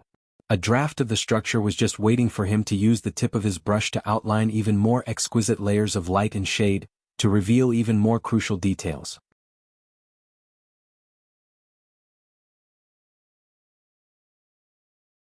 Chapter 368. Luonan decided on a preliminary direction, but he wasn't in a hurry to get started. Just like a qualified painter, Luonan would never hastily put his brush to work. What he faced was not a blank piece of paper, but a deep and complex starry sky. He flipped through the split-page notebook in his hand, found a blank page and wrote solemnly with a pen, "The first rule begins with me. Push yourself to others." Looking at the current situation, the easiest and smoothest choice to correct the life sketch was external clairvoyance. Driver Qin was a good example. At that level, the answer was already laid out before his eyes. But Luonan was fully aware that this was not enough. Without the link of self-reference, it would be hard to estimate what kind of flaws would exist in the work. The first version of the life sketch was limited by Luonan's level of understanding at the time. It practically lost the space for further refinement. Luonan needed to take this as a warning. But it must be known that self-reflection had always been a difficult part of cultivation. It was said that the most important thing was to know oneself. Gym Master Xiao had emphasized this last night with similar words, and Luonan had said early on that he wasn't good at self-portraits. These were not words of modesty. Of course, looking at it from another angle, high consumption often represented high returns. Although this method was difficult, it was a process of defining principles and standards. Only by polishing oneself would one be able to reflect external objects more clearly. The essence of the root receptacle, root nature, and root trigger subdivision techniques taught by Gym Master Xiao were here. Luonan chose a path that was difficult at first, then easy at the end. He needed to climb the steepest peak. Only in this way could he solidify his foundation and avoid the fatal danger of formatting theory's uncontrollable growth. Luonan paused for a moment, then wrote another line. The second rule: observation comes first. Multidimensional reproduction. Luonan used his drawing techniques to take a picture of the living starry sky. Whether it was sketching or sketching, neither was a skill that relied on imagination. He needed to have a real object of observation. There was nothing much to say. Luonan's object of observation was himself. This was not a simple drawing in a mirror. Instead, he needed to probe the frame of body and soul. He needed to take the form and the soul, and he needed to correspond with the form of the star atlas. Most of the various elements involved the mental plane. Thoughts were chaotic, and it was easier said than done to seek them. Perhaps he could only use the God wheel, body wheel, visualization diagram, root receptacle, root nature, root trigger, and other levels of reference to find the greatest common divisor. This would undoubtedly increase Luonan's workload. But since he had already given up the easy and chosen the most dangerous path, he didn't mind adding a few more burdens. Luonan had some thoughts in his mind after he finished writing these 2 lines. They seemed to be clear, but they weren't. It was hard for them to be fully expressed. He subconsciously twirled his pen, and his other hand lifted up the slightly yellow pages that were smeared with sweat. Luonan's gaze streaked across the pages of the notebook one by one. He once again swept his eyes over the dozen or so records of inspiration that contained an enormous amount of information. A moment later, he casually flipped through his previous handwriting. This included a limited number of paintings on paper. If he didn't include the records of his inspirations, although his notebook was thick, there weren't many meaningful things in it.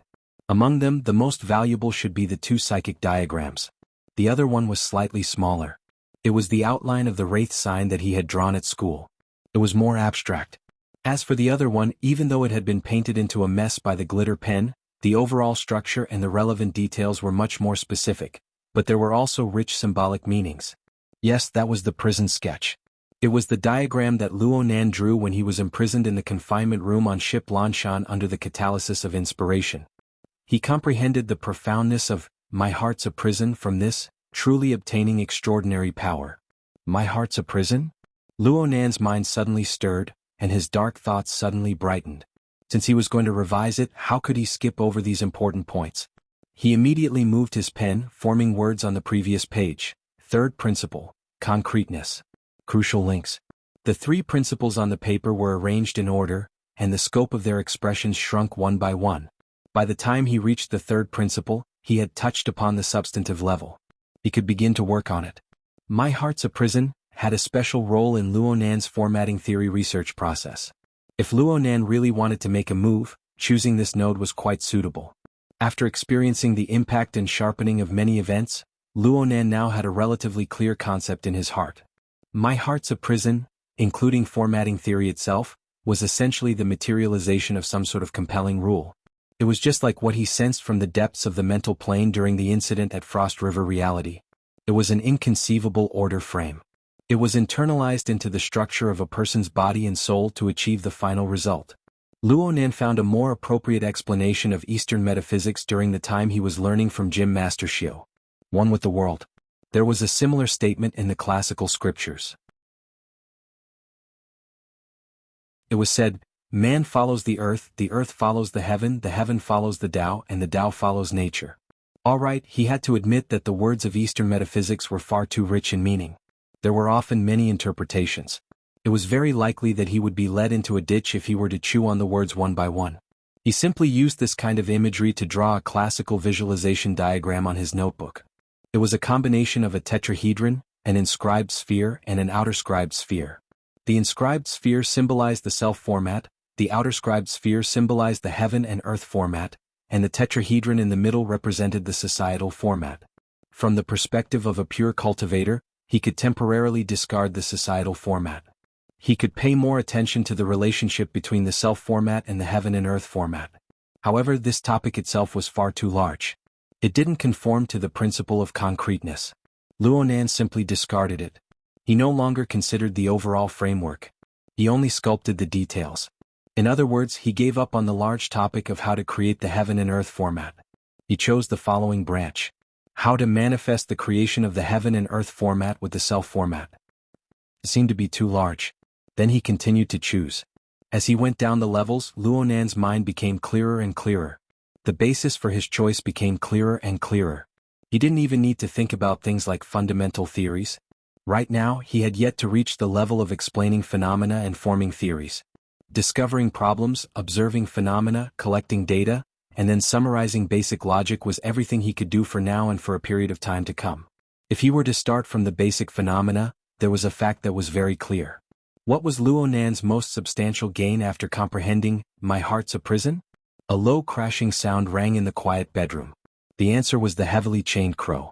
This inconceivable materialized image had helped Luonan's soul leave his body. It had subdued the human-faced arachnid's avatar. It had accumulated his first bucket of gold. It had also grabbed Luonan and set him on the fast track of uncontrollable development. In that case, why would there be? Oh, let's give up on the why. Right now Luonan just wanted to know what sort of shape the heavily chained crow would take after he pulled it out of the format pyramid after the Star Atlas transformation. What sort of changes would occur? This was the first lesson of his observations.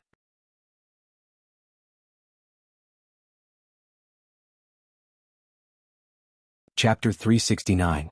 The trembling of the chains spread out on the mental plane, continuing without end. But Luonan waited and waited, and the familiar dark chains remained hidden in the core of the living starry sky. Fragments of structure flickered faintly, but Luonan was unable to see its concrete form. It can't be that after the Star Atlas transformation, all my previous achievements have been reset to zero, right? It was hard for Luonan's imagination to run wild when he encountered an unexpected situation. He attempted to enter a deeper level of clairvoyance within the format pyramid Star Atlas, but just as his thoughts stirred, some structure seemed to melt away in the outermost region of the format pyramid. It's the circumscribed circle. The blurry spherical silhouette representing the heaven and earth format was like an inflating bubble. It rapidly expanded until it reached its limit and then it shattered. The stars flickered as it transformed into the vaster depths of the starry sky. Luonan did not know what this phenomenon represented. At the very least, his frame of body and soul, his god gear and his body gear did not show any adverse reactions. Before his thoughts settled, another layer of structure melted away. It was the tetrahedron representing the social format. The situation was similar to that of the circumscribed circle. The corresponding stars shifted and spread, silently merging into the living starry sky. The two outer layers of structure peeled away and melted away, forming two waves of dazzling fireworks in the living starry sky. They dazzled the eyes for a moment, but they disappeared without a trace in the blink of an eye. Luonan's scalp went numb. If the self-format did this again, his frame of body and soul might not be able to hold on, and his mental defenses might collapse first. What he feared had come. The only remaining spherical Star Atlas silhouette in the core region was like a deformed heart amidst Luonan's turbulent state of mind. It suddenly expanded and contracted along with Luonan's breathing and heartbeat. Then it expanded and contracted again. Luonan's attention was practically drawn to this peculiar movement pattern after 5 or 6 consecutive rounds of expansion and contraction. But it was only practically. Luonan paid attention to the outline of the self-format from beginning to end. He watched helplessly as it expanded and contracted, beginning to expand inconceivably in this pattern. After a few rounds of expansion and contraction, the spherical Star Atlas had already expanded 3 to 4 times its original size. but its density did not decrease because of the expansion. On the contrary, more and more stars appeared at the very core, gradually forming a dense cluster of stars like a silver sphere. At this point, the format of the tetrahedron, the inscribed circle, and the circumscribed sphere had already become history. Only this brilliant cluster of stars remained. It was like the core of a galaxy formed from billions of stars in the true universe. It sat at the very center of the living starry sky. It's good that it didn't collapse. Luo Nan sought joy in the midst of bitterness. He was just about to go and observe these changes in greater detail when the sound of chains, which he had nearly forgotten, rang out once more from the depths of the brilliant and splendid constellation. It carried a special rhythm that covered every corner of his range of perception. At the same time, an invisible and boundless power accompanied it, spreading throughout the starry sky, distorting the darkness in all directions. The stars in the sky and the millions of life sketches circled around it. Luo Nan was able to clearly sense some sort of obscure law using this incorporeal yet boundless power as a carrier. It was laid out layer by layer, invading practically every single life sketch. A headache and dizziness were Luo Nan's first reactions. This was because the first thing that was impacted by this rule was his general knowledge of the basic spatial order around him. The living starry sky was distorted. The near became far and the far became near. It was originally at the top, but it suddenly fell to the bottom. The corresponding understanding was completely destroyed. It couldn't go on like this. If a painter could not even understand the most basic concept of space, then his painting would basically be meaningless. Luo Nan hoped to restore his cognitive order. He deeply sensed the living starry sky, using interference power to borrow the material plane to anchor his position anew. For this reason, the God gear and body gear interlocked and rotated. The spiritual light of the eye's orifice transformed into a heart lantern. It drove the energy of his internal organs, and it cast itself towards the boundless starry sky of the mental plane.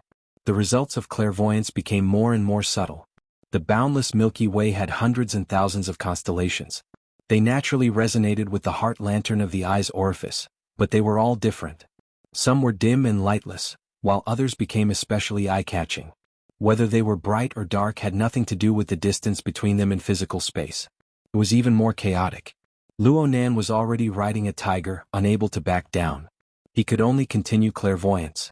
The heart lantern transformed into a beam of sensing light, making contact with the glittering targets one by one. In an instant, the warped distance of physical space became meaningless. The heart lantern of the eye's orifice was like a beam of light that descended from the heavens. It pierced into the more practical world of reality from the mental plane. Darkness assaulted Luo Nan's face, but it was pierced through in the blink of an eye. The barrier between the material plane and the mental plane was already weak and powerless before Luo Nan. Under the illumination of the heart lantern, the light and shadow of reality interweaved and combined, reflecting a fuzzy figure that gradually grew clearer. And so Luo Nan saw a majestic black man. His upper body was bare, and he quietly sat cross-legged in a secret room. He was like a statue. His pitch-black skin was covered in a layer of dense beads of sweat, and the distinct lines of his fascia and muscles were trembling. It was clear that he was not as tranquil as he appeared on the surface. Luo Nan recognized this person. He was Black Tiger Bays. He was the vice commander of the Knights of Equity of the Order of Justice of Xia City. He was an expert with an extraordinarily powerful fleshly talent. During the incident at Frost River Reality, this fellow was a fierce general under An Wang. He was an enemy of Luo Nan's side, and he fought brilliantly against the ears of truth, Fairchild. But in the end he was used as a sacrifice by An Wang to release the power of the scales of truth. During the sacrifice, the element of chaos was replaced, causing Base's foundation to be nearly completely destroyed. In the end, Fairchild, who cherished talent, saved him. Fairchild then requested Luo Nan to lend a helping hand, entering the order frame to maintain his livelihood. Base relied on Luo Nan's order frame to survive. In this sense, Base was also one of Luo Nan's believers. But Luo Nan did not have the power to control this wild and unruly fellow. He had no interest in ordering him around. Many times he nearly forgot about Base. Luo Nan never expected that his subconscious clairvoyance would select this person. With Luo Nan's current eyesight and knowledge, coupled with the close relationship between the two, the heart lantern of the eye's orifice descended upon Base's most essential location. His muscles and bones were strong, but his internal organs were weak. His vital energy was scattered. His human frame had collapsed. Only by following the order frame bestowed upon him could he survive. Baze was still in the recovery period. Even though Luonan had given him the support of the order frame, Luonan only understood half of it at the time. There were many areas where the information was fuzzy. The relevant adjustments and adaptations were a large project. Luonan could feel Baze's hardships and impatience, but there was even more tenacity and callousness. Perhaps Baze had paid attention to the heart lantern of the eye's orifice for too long, but Baze seemed to sense something. His eyelids trembled slightly and he immediately opened them. Luonan could see that Baze's thick lips were slightly curled up. There was a bit of ridicule in his eyes, but it was unknown which side he was referring to. In the next moment, Baze raised his arms and raised his head. He assumed a strange pious posture, as if he wanted to embrace the holiness of the void.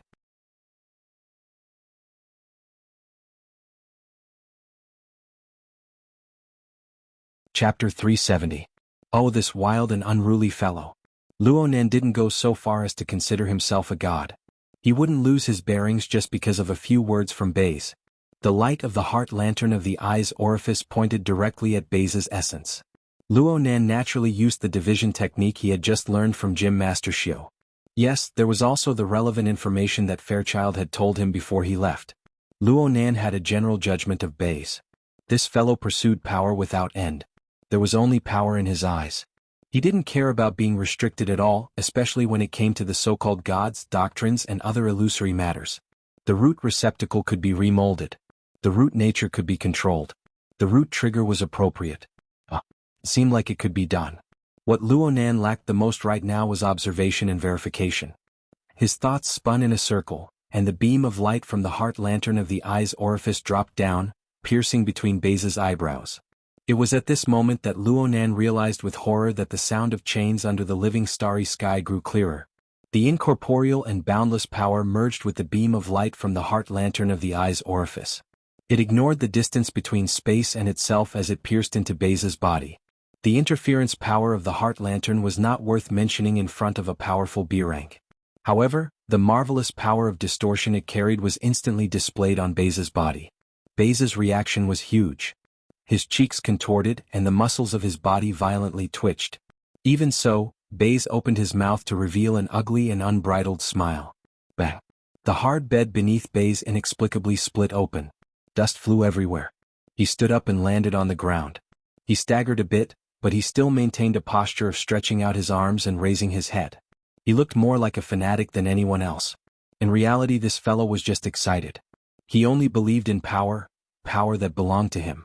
Baze's foundation had been corroded by the chaos element, and he had been repeatedly tortured by the half-baked rule that Luonan had given him. He was at the weakest point of his life. His internal organs, muscles, bones, skin and flesh were only in shape. His functions were scattered. But under the illumination of the heart lantern of the eye's orifice, the marvelous power of distortion of the living starry sky poured in. The power of distortion represented some sort of hidden and powerful rule of order. Baze didn't lack anything. He just lacked a power of order that could integrate the functions of his chaotic body. So he celebrated the internalization of the rule. The rule itself was a set of chains and fences that were difficult to break free from. As long as there was power, anything was possible. To others, this sort of order and rules was a prison, but to Baze, it was the toughest backbone. It was the foundation and guarantee that he could achieve his goals. Baze staggered 2 or 3 steps before he managed to steady himself. His eyes were ferocious and glowed with a green light. After holding back for more than 20 days, this guy was like a hungry beast, looking for food in the wilderness. His hunting ground was the big city outside. In the next moment, the iron door of the quiet room, along with the door frame, was kicked off the wall and flipped over. The members of the Order of Justice, who were responsible for taking care of him and monitoring him in passing, were all dumbstruck. Baze strode forward and raised his hands high at the same time. He shouted at the ceiling or at the higher realms, in a pious and crazed manner. "Praise you." Evidently, he was quite satisfied with the formless yet powerful rules of order. He felt that the power he had gathered at his current stage was worth the price he paid. The Order of Justice of Xia City was undoubtedly at its weakest right now. After Baze reconstructed the frame of his soul, he recovered most of his strength to its peak state.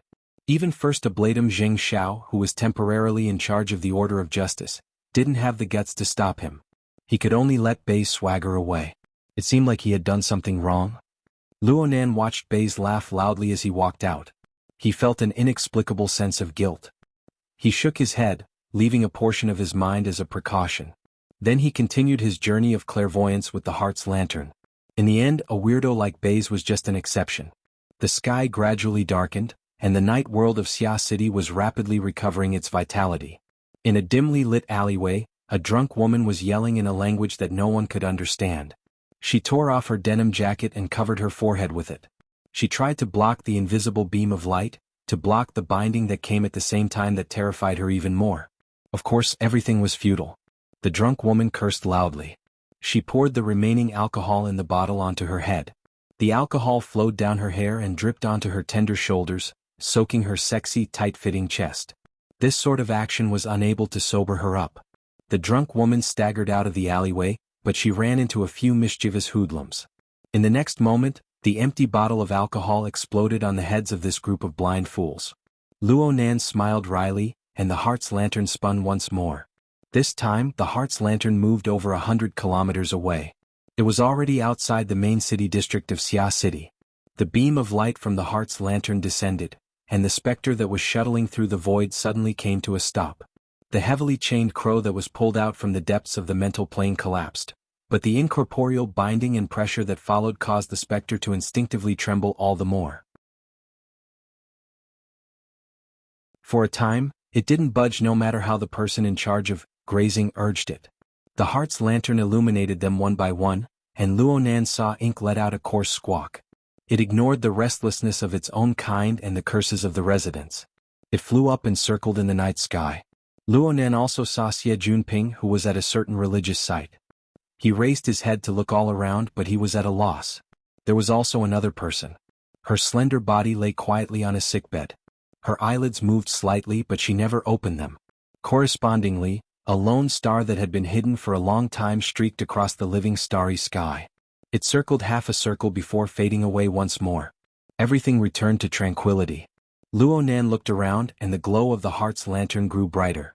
It reflected into his heart, causing Luonan to suddenly come to a realization. The living starry sky was warping, but he was actually quite familiar with the order that appeared within the warping. He was even more familiar with it than the multiple explanations of the spatial order of modern physics. He lowered his head to look at the notebook in his hand. There was the classic visualization diagram that he had just drawn. Of course, there was also the title page of his grandfather's notebook, the general outline of formatting theory. The structure of a tetrahedron, inscribed sphere and circumscribed sphere. If it weren't for this intuitive and concise diagram structure and the corresponding theory as a prerequisite, Luonan would probably have been lost within the bizarre laws of the living starry sky. But now he was very clear that the warping of the living starry sky was not some new toy. Instead, it was with him as the core. It was driven by him, warped by him, and divided into levels. The distance of the millions upon millions of life sketches was not calculated based on spatial distance. Instead, it was calculated based on their usefulness to him. They formed many levels, and they could be named student, employee, pilot, clergyman, politician. Yes, the intuitive structure of the star atlas format pyramid had melted away, but it was seamlessly integrated into the structure of the living starry sky. Its rules were no longer like geometric diagrams. After undergoing a high level of generalization, they appeared simple and intuitive. Instead, they were hidden deep within the living starry sky, appearing in an objective and subtle form.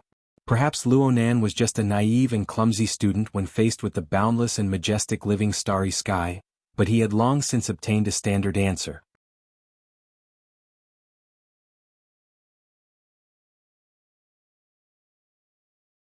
Chapter 371.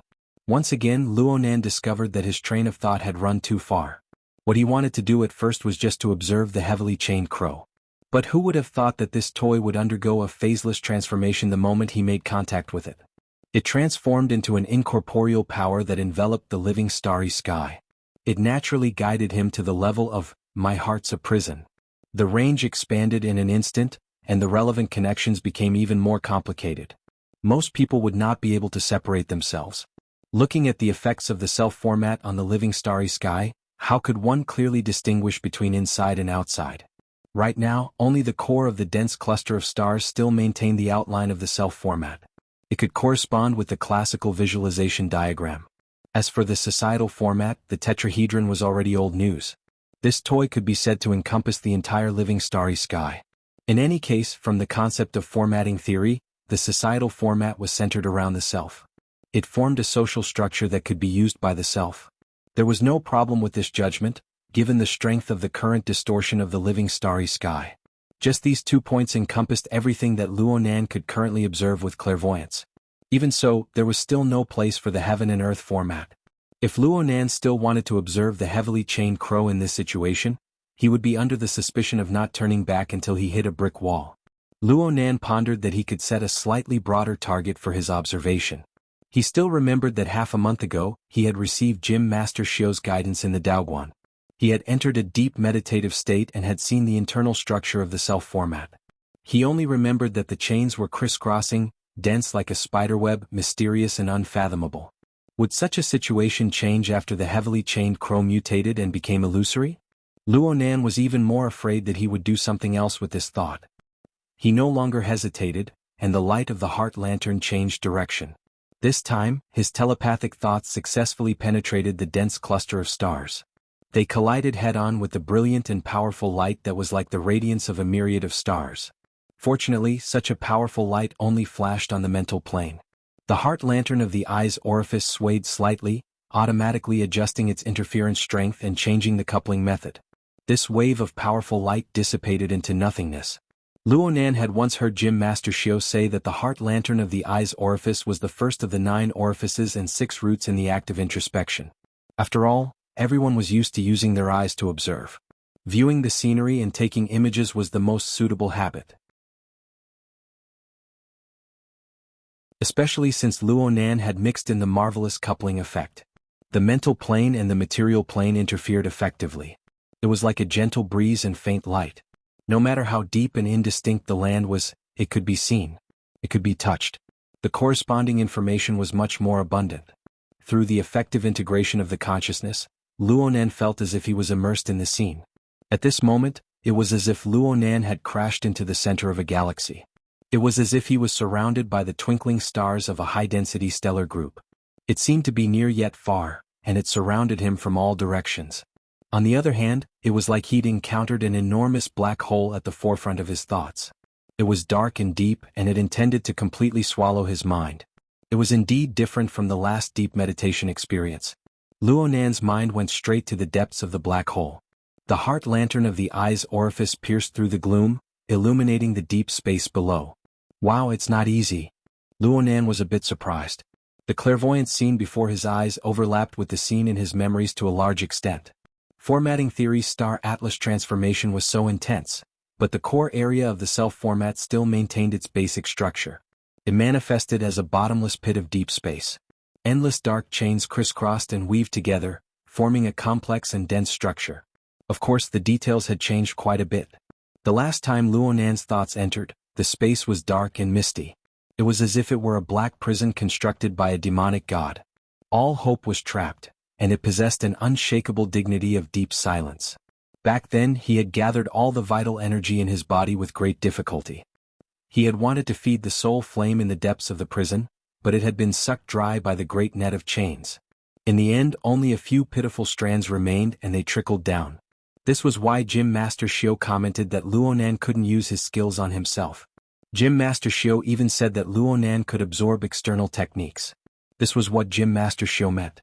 However, many days had passed and the situation was vastly different. Luonan had built his foundation through internal refinement. He had achieved success in the eye's orifice, and he had comprehended the coupling technique.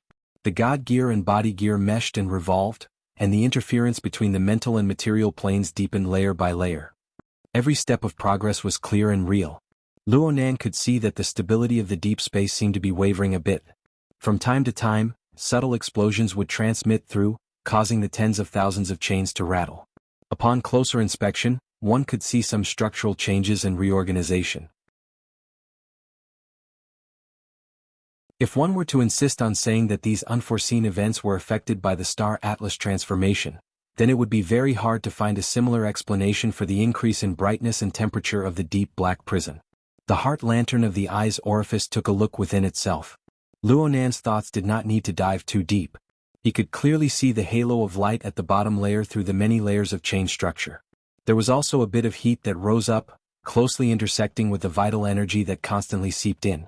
Looking down a bit further, the soul flame could be seen within the net of chains. It was extremely lively, especially when the beam of light from the heart lantern fell down. The energies of the two sides connected, and the soul flame became a bit crazed. It exploded and ignited, and the tail of flames soared. It broke through the lowest layer of the net of chains and was about to burn to the middle section. Luonan could vaguely see that the lowest layer of chains had broken. Half of the chain hung down from the tightly woven net of chains. It lay low by the side of the soul flame, receiving an even more intense calcination. There was a great sign of mutation. Wonderful. Truly wonderful. Luonan already had a general confirmation. If the Star Atlas transformation of the format pyramid was said to be the embodiment of formatting theory's external influence and method of use, then this black prison was the embodiment of his level of control and manipulation over formatting theory. In the past, he could only be said to be a user of formatting theory. He was like a driver, a jailer. He had to act strictly according to the rules drawn by formatting theory. But the current situation was clearly reflected. No matter what sort of changes the Star Atlas transformation of the format pyramid brought, formatting theory, this external technique, was suppressing Luonan's core strength. It was shaking, and Luonan began to obtain more and more autonomy. His progress was without a doubt. Luonan couldn't help but let his imagination run wild. What would happen if the soul flame completely covered this dark prison, completely incinerating these thousands upon thousands of dark chains? What sort of situation would that be? Luonan let out a long breath. He felt that he had gained a great deal, so he temporarily stopped his internal clairvoyance. He drew a perfect end to today's closed-door training. It was already late. His aunt and uncle would probably be back soon. It would not be good to hole up in his room any longer. Luonan's body fell back and he stretched his back on the bed. He moved his muscles and bones a bit, relieving the strain of sitting for a long time. But a certain feeling collided with his mind just as he unfolded his arms. It caused his body to freeze on the spot. His soul strength seemed to have grown again. It was explosive.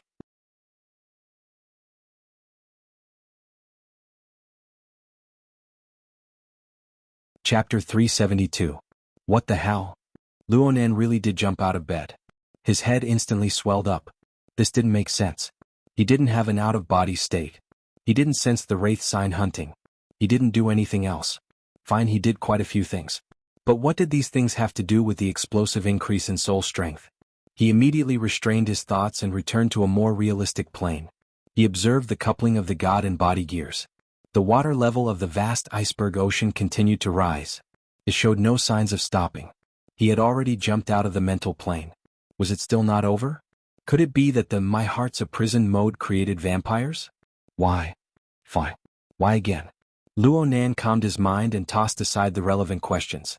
He helplessly returned to the mental plane. He concentrated his mind and searched for the crux of the problem. The formatting theory system had completely merged with the living starry sky.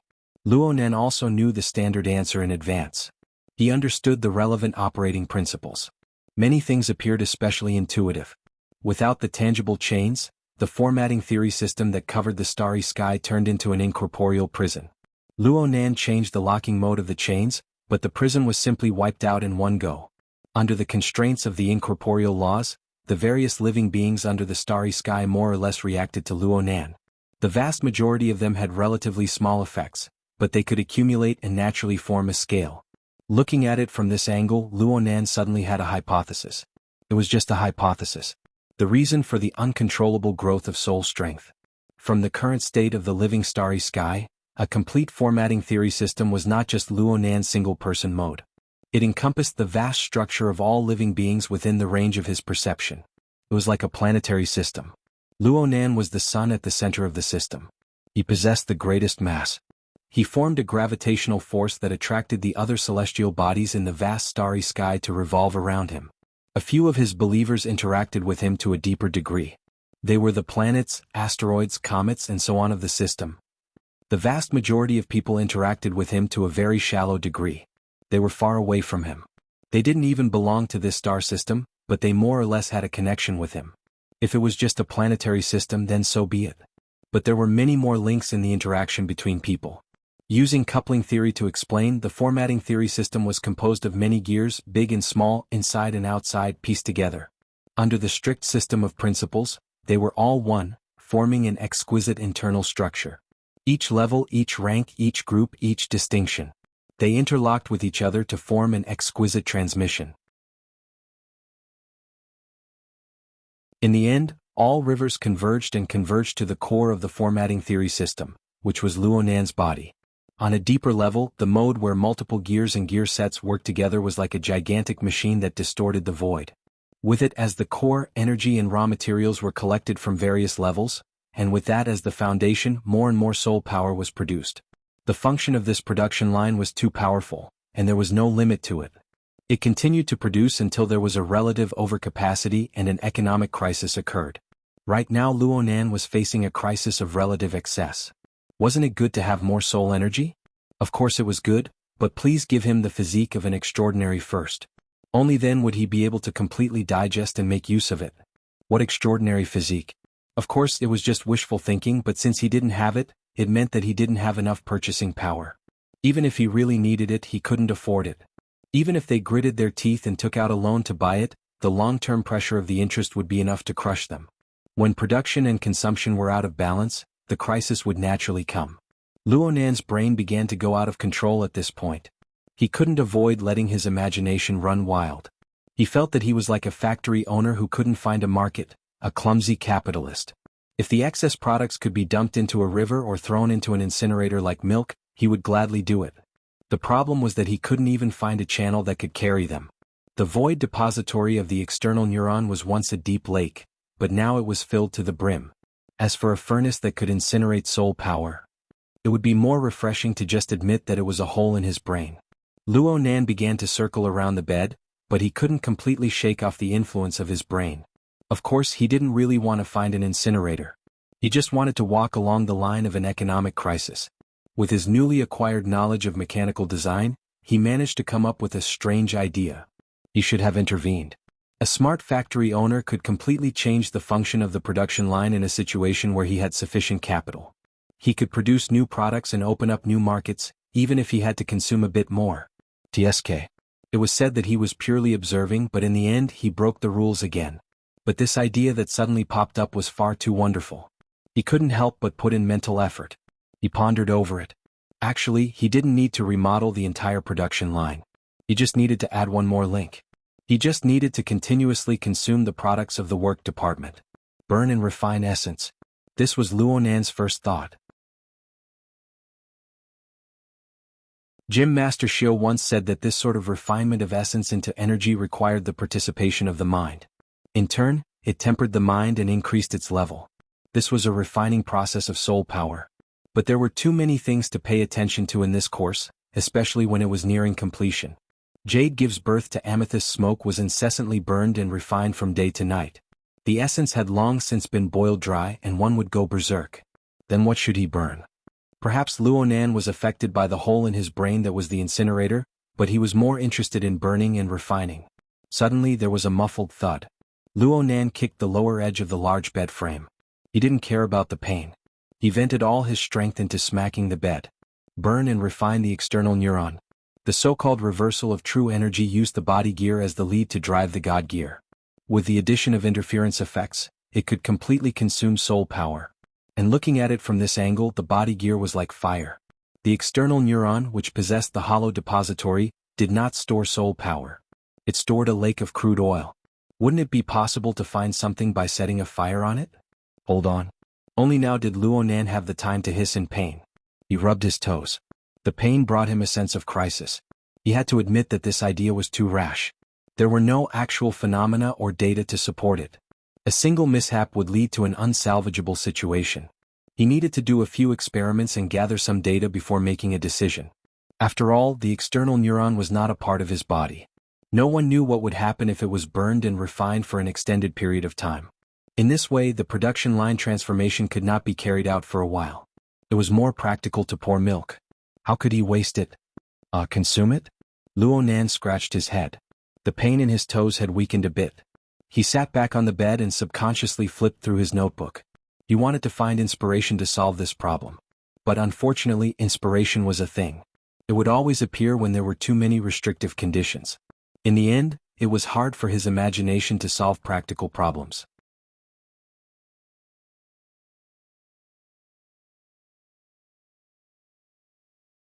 Chapter 373. His fingers paused, revealing 2 pieces of greenish-yellow paper sandwiched between the split pages of the notebook. They looked rough but strangely glossy. This was a paper talisman given to him by Papercut. It was a top-quality product personally made by the famous psychic of the branch, Mr. Gao. Luo Nan used it to practice his soul strength activation techniques, strengthening the effects of his interference power. Last week at Ocean Sky Cloud City, the paper dolls he made had also made a contribution. Originally, this was a good method of pouring milk. Back then, Luo Nan had relied on this method to consume his excess soul strength and reduce the pressure on his body. But now that Luo Nan had comprehended the technique of coupling, the framework of the God Gear and the Body Gear had taken shape. He no longer had a bottleneck in terms of interference power. He could use a fraction of his strength to achieve 100% of his previous effectiveness. He could stop using up energy. At present, he had not given up on this technique. He would always find time to practice it. Now there were only 2 pieces of talisman paper left. There were more than 20 little paper men sandwiched between the 2 pieces of talisman paper. Little paper men fluttered in the air with a puff of air. They scattered on the bed and on the floor. But just as they touched the ground, they were like live monkeys. They grabbed the corners of Luo Nan's clothes and cuffs, fighting to be the first to jump back. Some simply climbed all the way to Luo Nan's head and shoulders, treating Luo Nan like a monkey mountain. What paper man? It was clearly a paper monkey. Luo Nan didn't know whether to laugh or cry. He shook his shoulders and shook his head, removing the group of paper monkeys. The heart monkey technique that Papercut had imparted to him was still too troublesome. Later on, Luo Nan wanted to learn the equestrian technique from Papercut. It was said that it had the power of armored horses in novels. It could carry heavy loads and soar over land. It could be said to have a miraculous effect. Luo Nan's anxious mood was alleviated quite a bit with this. Previously, he was just depressed by the recurrence of his illness and lost his composure. Now that he thought about it, he had the foundation of the coupling technique and was no longer in a dilemma. So what if his soul power increased again? If opening the eyes orifice wasn't enough, he could open the mouth and tongue orifice. If that didn't work, he could open the ears orifice, life orifice and death orifice. Wouldn't it be balanced again? Patting his cheeks, he put away the paper monkeys and put them back into the book, taking the opportunity to organize his thoughts. In the end, he sent a message to Papercut through the Hexaear. Brother Papercut, do you have a big move for soul force activation? Big move? Papercut was chatting with someone in the tea house outside. He didn't react for a moment when he received the message. It's a very powerful move that consumes a lot of energy. Our method is like casting a spell, preparing a big move in advance. There's no need to panic. Papercut nearly choked when he heard Luo Nan's words. He apologized to the female friend across from him, got up, and went to a corner with no one around. He chuckled and responded, "My dear boss Luo, if I had such a big move, I would have dared to rush to B-rank today. Do you believe me?" Luo Nan was a bit disappointed. "Then there's nothing else. Let's not talk about whether or not such a move exists. The key is that there's a limit to how much the talisman paper can hold. Old Gao's paper talismans were the best of the best in the vicinity of Xia City, but when the interference force was increased to a certain degree, it would spontaneously combust. Therefore, activation style like me has a life of support. I live my days on the spot. Boss Luo, you have the strength but nowhere to use it. You can switch to the control style. You have the talent for it." Papercut had an extremely good temperament. Even though Luo Nan had disturbed his date, he was very patient. He gave Luo Nan an explanation and even gave a suggestion. "I told you before that the society has specialized combat machines. They may not be comparable to the Deep Blue Walkers in terms of both internal and external integration, but their power is still outstanding. Relying on your level of interference force after your epiphany, and then learning microcontrol and mechanical principles from old Zhai, you can play with this toy to the fullest." Luo Nan grunted twice. Papercut thought that Luo Nan was moved and felt that it was a bit of a pity. After all, there weren't many people like Luo Nan, who could cultivate the heart of the ape technique to spirituality in such a short amount of time. There were very few people interested in the activation style. Now that they lacked an up-and-coming talent, they inevitably became weaker. However, Papercut's mind was clear. He continued to laugh and said, "It just so happens that I have a flywheel arm in my collection. Although it hasn't been sharpened, it is the most basic of combat machines. If you want to get started, you can try it out. I'll bring it over when you have time." Okay. If Brother Papercut isn't busy, then next Monday is fine. Though Luo Nan said this, he wasn't really interested in switching to the control style. This was because this style always made him think of the Deep Blue Walkers. Plus, Papercut's words made it even more awkward. Plus, he didn't really need a big move to protect himself. He just wanted to find a channel to pour milk. Luo Nan was disappointed. He was just about to say a few more polite words and hang up when Papercut became concerned about his recent situation. Headquarters has been quite well behaved lately. It seems that Deputy Secretary General Gong ate some bad luck. He went into closed-door training when he got back. "It's okay. The branch has taken good care of me." Then you suddenly want to hold back a big move. "Hey Miss Yuan, what are you doing?" "I'm sorry. Something urgent suddenly came up. I need to go take care of it. Let's talk later." "Okay. Later." The beautiful Miss Yuan didn't even have the patience to listen to Papercut's words even though she said they would talk later. She didn't even have the slightest intention of turning around. She swayed as she walked out of the tea house, quickly disappearing into the stream of people. She at least made a special trip to say something. Papercut sighed. He loosened his collar and walked back to his previous seat. He stretched and relaxed his body, and a smile appeared on his slightly plump face. "Brother Papercut?" Luo Nan couldn't see the situation over there, but he could feel that something not very harmonious had happened. Moreover, it was most likely related to his call. "Am I bothering you?" "It's nothing. It's nothing. The more beautiful a girl is, the harder it is to coax her. Besides, I just saw that she was pretty. I harbored evil intentions. Where were we?" "Brother Papercut, since you have something to do, we can talk about it when we meet on Monday." "I said it's nothing. Waiter, give me an extra plate of snacks." Papercut's tone was relaxed. He continued to chat with Luo Nan with a beaming smile. "If you really feel guilty, then introduce me to a female student from Acumen College. She has to be over 20 years old. I'm afraid I'll turn into a beast if she's too young." Luo Nan stuttered a few times. Even he himself wasn't sure if he should agree or not. Papercut chewed on the snacks in his mouth as he spoke indistinctly. "Oh right. Let's talk about a big move. If you really want a big move, you don't need to look for it in the activation class. Open your mind. There are many things under the heavens that are suitable for you. For example, you can pay attention to an honor point mission from headquarters. The serial number is RT-8313. There might be a pleasant surprise there." Headquarters? Luo Nan was instinctively a bit afraid. Papercut could understand, so he eased Luo Nan's mind and said, "The mission is hung in headquarters, but its roots are in Arxia City. You'll know when you see it." The Hexier was able to completely achieve telepathic control in this sort of operation. A thought flashed through Luo Nan's mind as he and Papercut spoke, and the interface switched to the official mission release board of the Wilderness Explorers Society. Luo Nan locked onto the relevant information.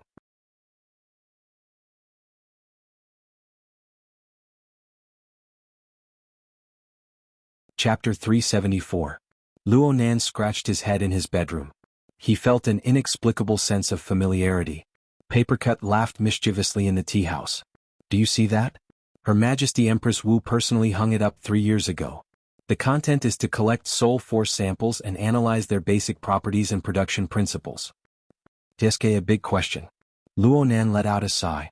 No matter how big the hole in his brain was, he could only keep a respectful distance when encountering this sort of fundamental research that involved the essence of the problem. From this, one could see the foresight and boldness of an extraordinary. Right, 3 years ago Her Majesty Empress Wu was not an extraordinary. However, Luo Nan didn't understand, what does this have to do with a big move? This is where Her Majesty the Martial Empress is awesome. She wanted to collect the soul force data of the entire world's ability users. Just like collecting fingerprints and DNA information, it was more or less a taboo. Even if the point reward was generous, not many people were willing to do it in the beginning, so the progress was rather slow. Later she came up with an idea. You can look at attachment 2, the payment agreement for information collection. Luo Nan didn't act according to Papercut's intentions.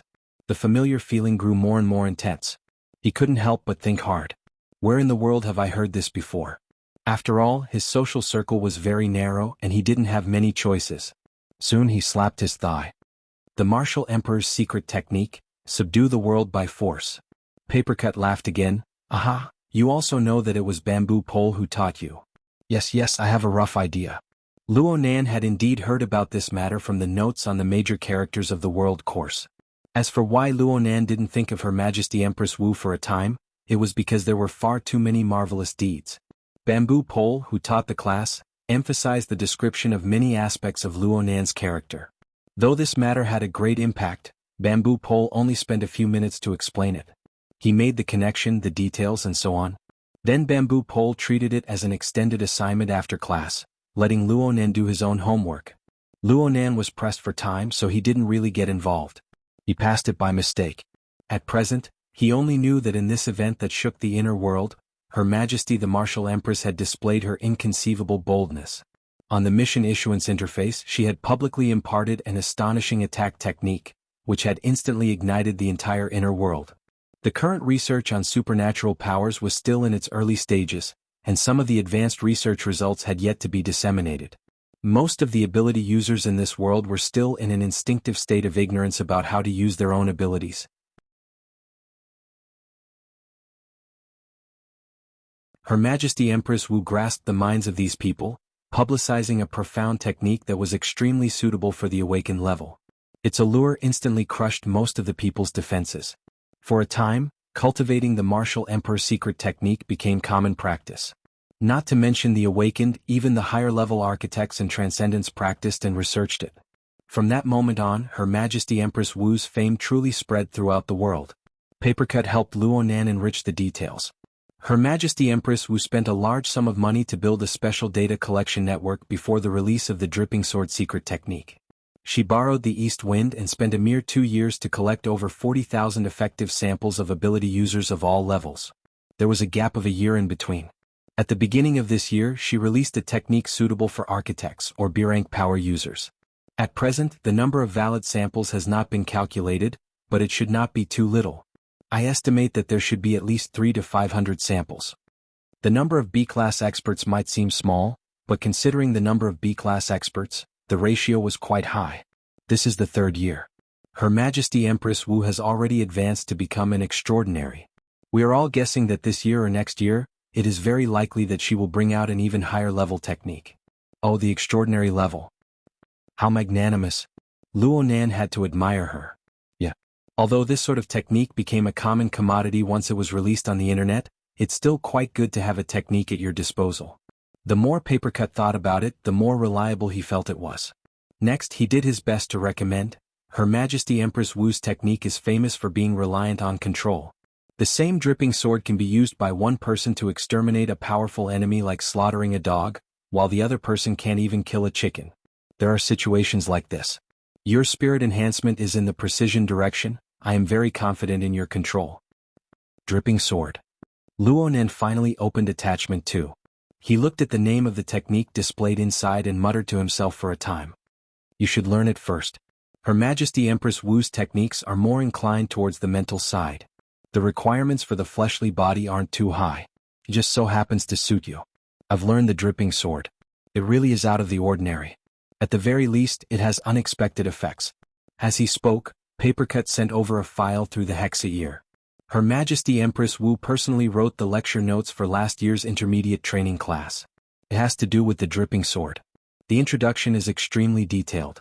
There are also on-the-spot demonstrations and demonstrations during the lecture.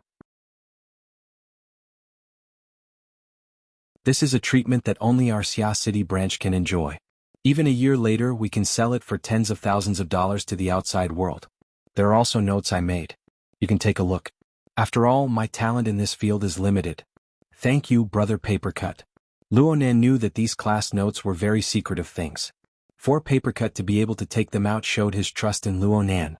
Papercut didn't care. This is nothing. I've seen your recent progress. Secretary He's arrangement of classes will involve this step as well. I'm just giving you special treatment ahead of time. Plus, I owe you a favor for the matter with old Zhai. Worker Zhai? Old Zhai is a capable person, but his talent in cultivation is far too lacking. He is always a bit away from awakening, so he can't enjoy some resources. Him being your teacher can be counted in honor points. If you exchange it for resources, your chances of success will increase. It doesn't matter if you succeed or not. You can at least give him a bit of comfort. Luonan didn't agree with this, saying, "You can't say it like that. Worker Zhai gave me supplementary lessons. He taught me even more. I still need to thank you, Brother Papercut, for finding me such a good teacher." This gets so sour. Let's not flatter each other. I'll call old Zhai out one day and everyone can have a good meal. Okay. Luonan made a mental note of this. In this way he would have 2 rounds with Papercut. It didn't matter, but introducing a female student. What a headache. Luonan's mind cleared up just as he was about to end the call. He had nearly forgotten his original intention of pouring milk. He mulled over Papercut's description of the dripping sword. It didn't seem like a high-energy consumption skill. Luonan hurriedly asked, "What about the B-rank technique? Do you have the lecture notes?" "It's suitable for architects. It's called the heart-searing blade. It's said to be extremely sharp, but I don't recommend that you come into contact with it right now." Papercut downed his already cold tea in one gulp. He began to earnestly lecture Luonan. "Nanster, there are indeed quite a few people who view you as a B-rank power, but you're still lacking a bit, right? Take a look at the dripping sword first. This technique is extremely amazing. It also highlights the characteristics of Her Majesty Empress Wu's technique. If you feel that you can use it freely, then take a step further, okay?" "I know. I just want to gather some information in advance." Though Luonan said this, he still felt weak in his heart.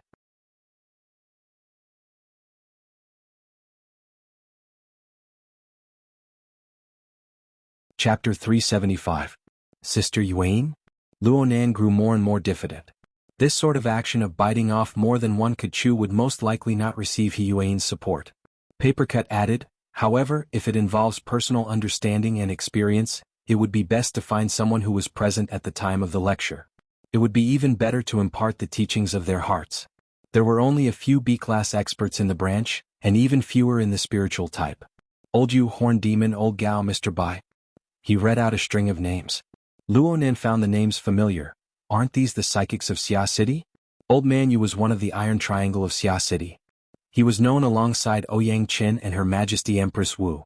The centaur was said to be an adventurous madman with a tendency to self-destruct. He wandered in the wilderness every day looking for excitement. Old Gao was the creator of the paper talisman in Luonan's hand. He was a Taoist with an inheritance, and he was half a disciple of Old Yu. As for Mr. Bai, Luonan was even more familiar with him. They had fought side by side before, and Mr. Bai had even given Luonan a diagnosis and treatment. His daughter was Bai Xinyan, the mysterious medical doctor with a strange stance. He suddenly discovered that the psychics of Xia City were quite peculiar. Excluding Luonan, who was half a psychic, there were a total of 4 psychics. Perhaps the ratio wasn't high when compared to over 1,000 ability users, but all of them were of the architect rank. They were B-rank powerhouses. In the entire Xia City branch, how many powerhouses were there at B-rank or higher? There were a total of 14 people on record, which was already one of the best out of the 88 branches in the world. Among them, shamans accounted for nearly a third of them, which was very impressive. Luonan was a bit distracted and Papercut pulled him back. "I can help you, ask Old Gao. It's just that this fellow is a bit unscrupulous. He might try to rip you off." "Sweat, you used to have a large supply of talisman paper. How many of them were taken advantage of?" Luonan suddenly felt that he really should find an opportunity to give thanks to the teachers who taught him his skills. Luonan didn't want Papercut to return to this matter. He thought for a bit and said, "Maybe we can look for Mr. Bai. The old man seemed to have a good temperament and character. He should be easier to talk to than the profiteer Mr. Gao." "That's right, you've been treated by White Salt for such a long time, so it can be considered a bit of fate. He'll definitely pay attention to you, just don't take the initiative to mention it." "I know." Luonan understood tacitly. It wasn't news that the father and daughter of the Bai family didn't get along. "Wait, why does it sound like you want me to find someone?" Luonan opened his mouth, but he was speechless. It was his own business, so of course he had to do it himself. However, with his otaku personality, he would feel great pressure even if he took the initiative to contact someone, let alone ask for help. After all, Mr. White was still his senior and he wasn't that familiar with him. In any case, Luonan could no longer let Papercut do this for him. He could only grit his teeth and agree.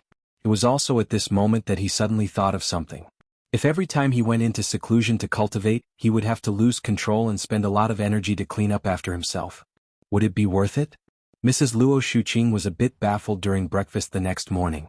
She kept feeling that something was off with Luo Nan. In the end, he couldn't help but ask, "What are you so conflicted about?"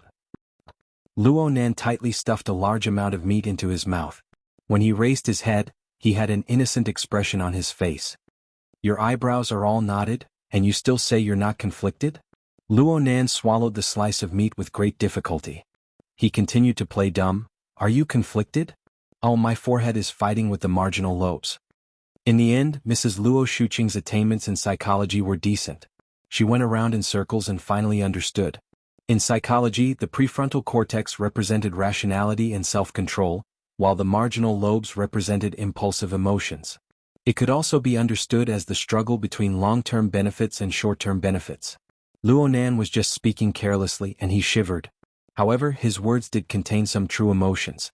He didn't go looking for Mr. Bai last night. The reason was that he wasn't familiar with Mr. Bai. It was too late and he was afraid of disturbing Mr. Bai's rest. To put it bluntly, his otaku cancer flared up. He displayed a fear of interpersonal relationships. He dragged it out as long as he could. He knew how to kill someone he was familiar with, and in the end he went looking for Secretary He.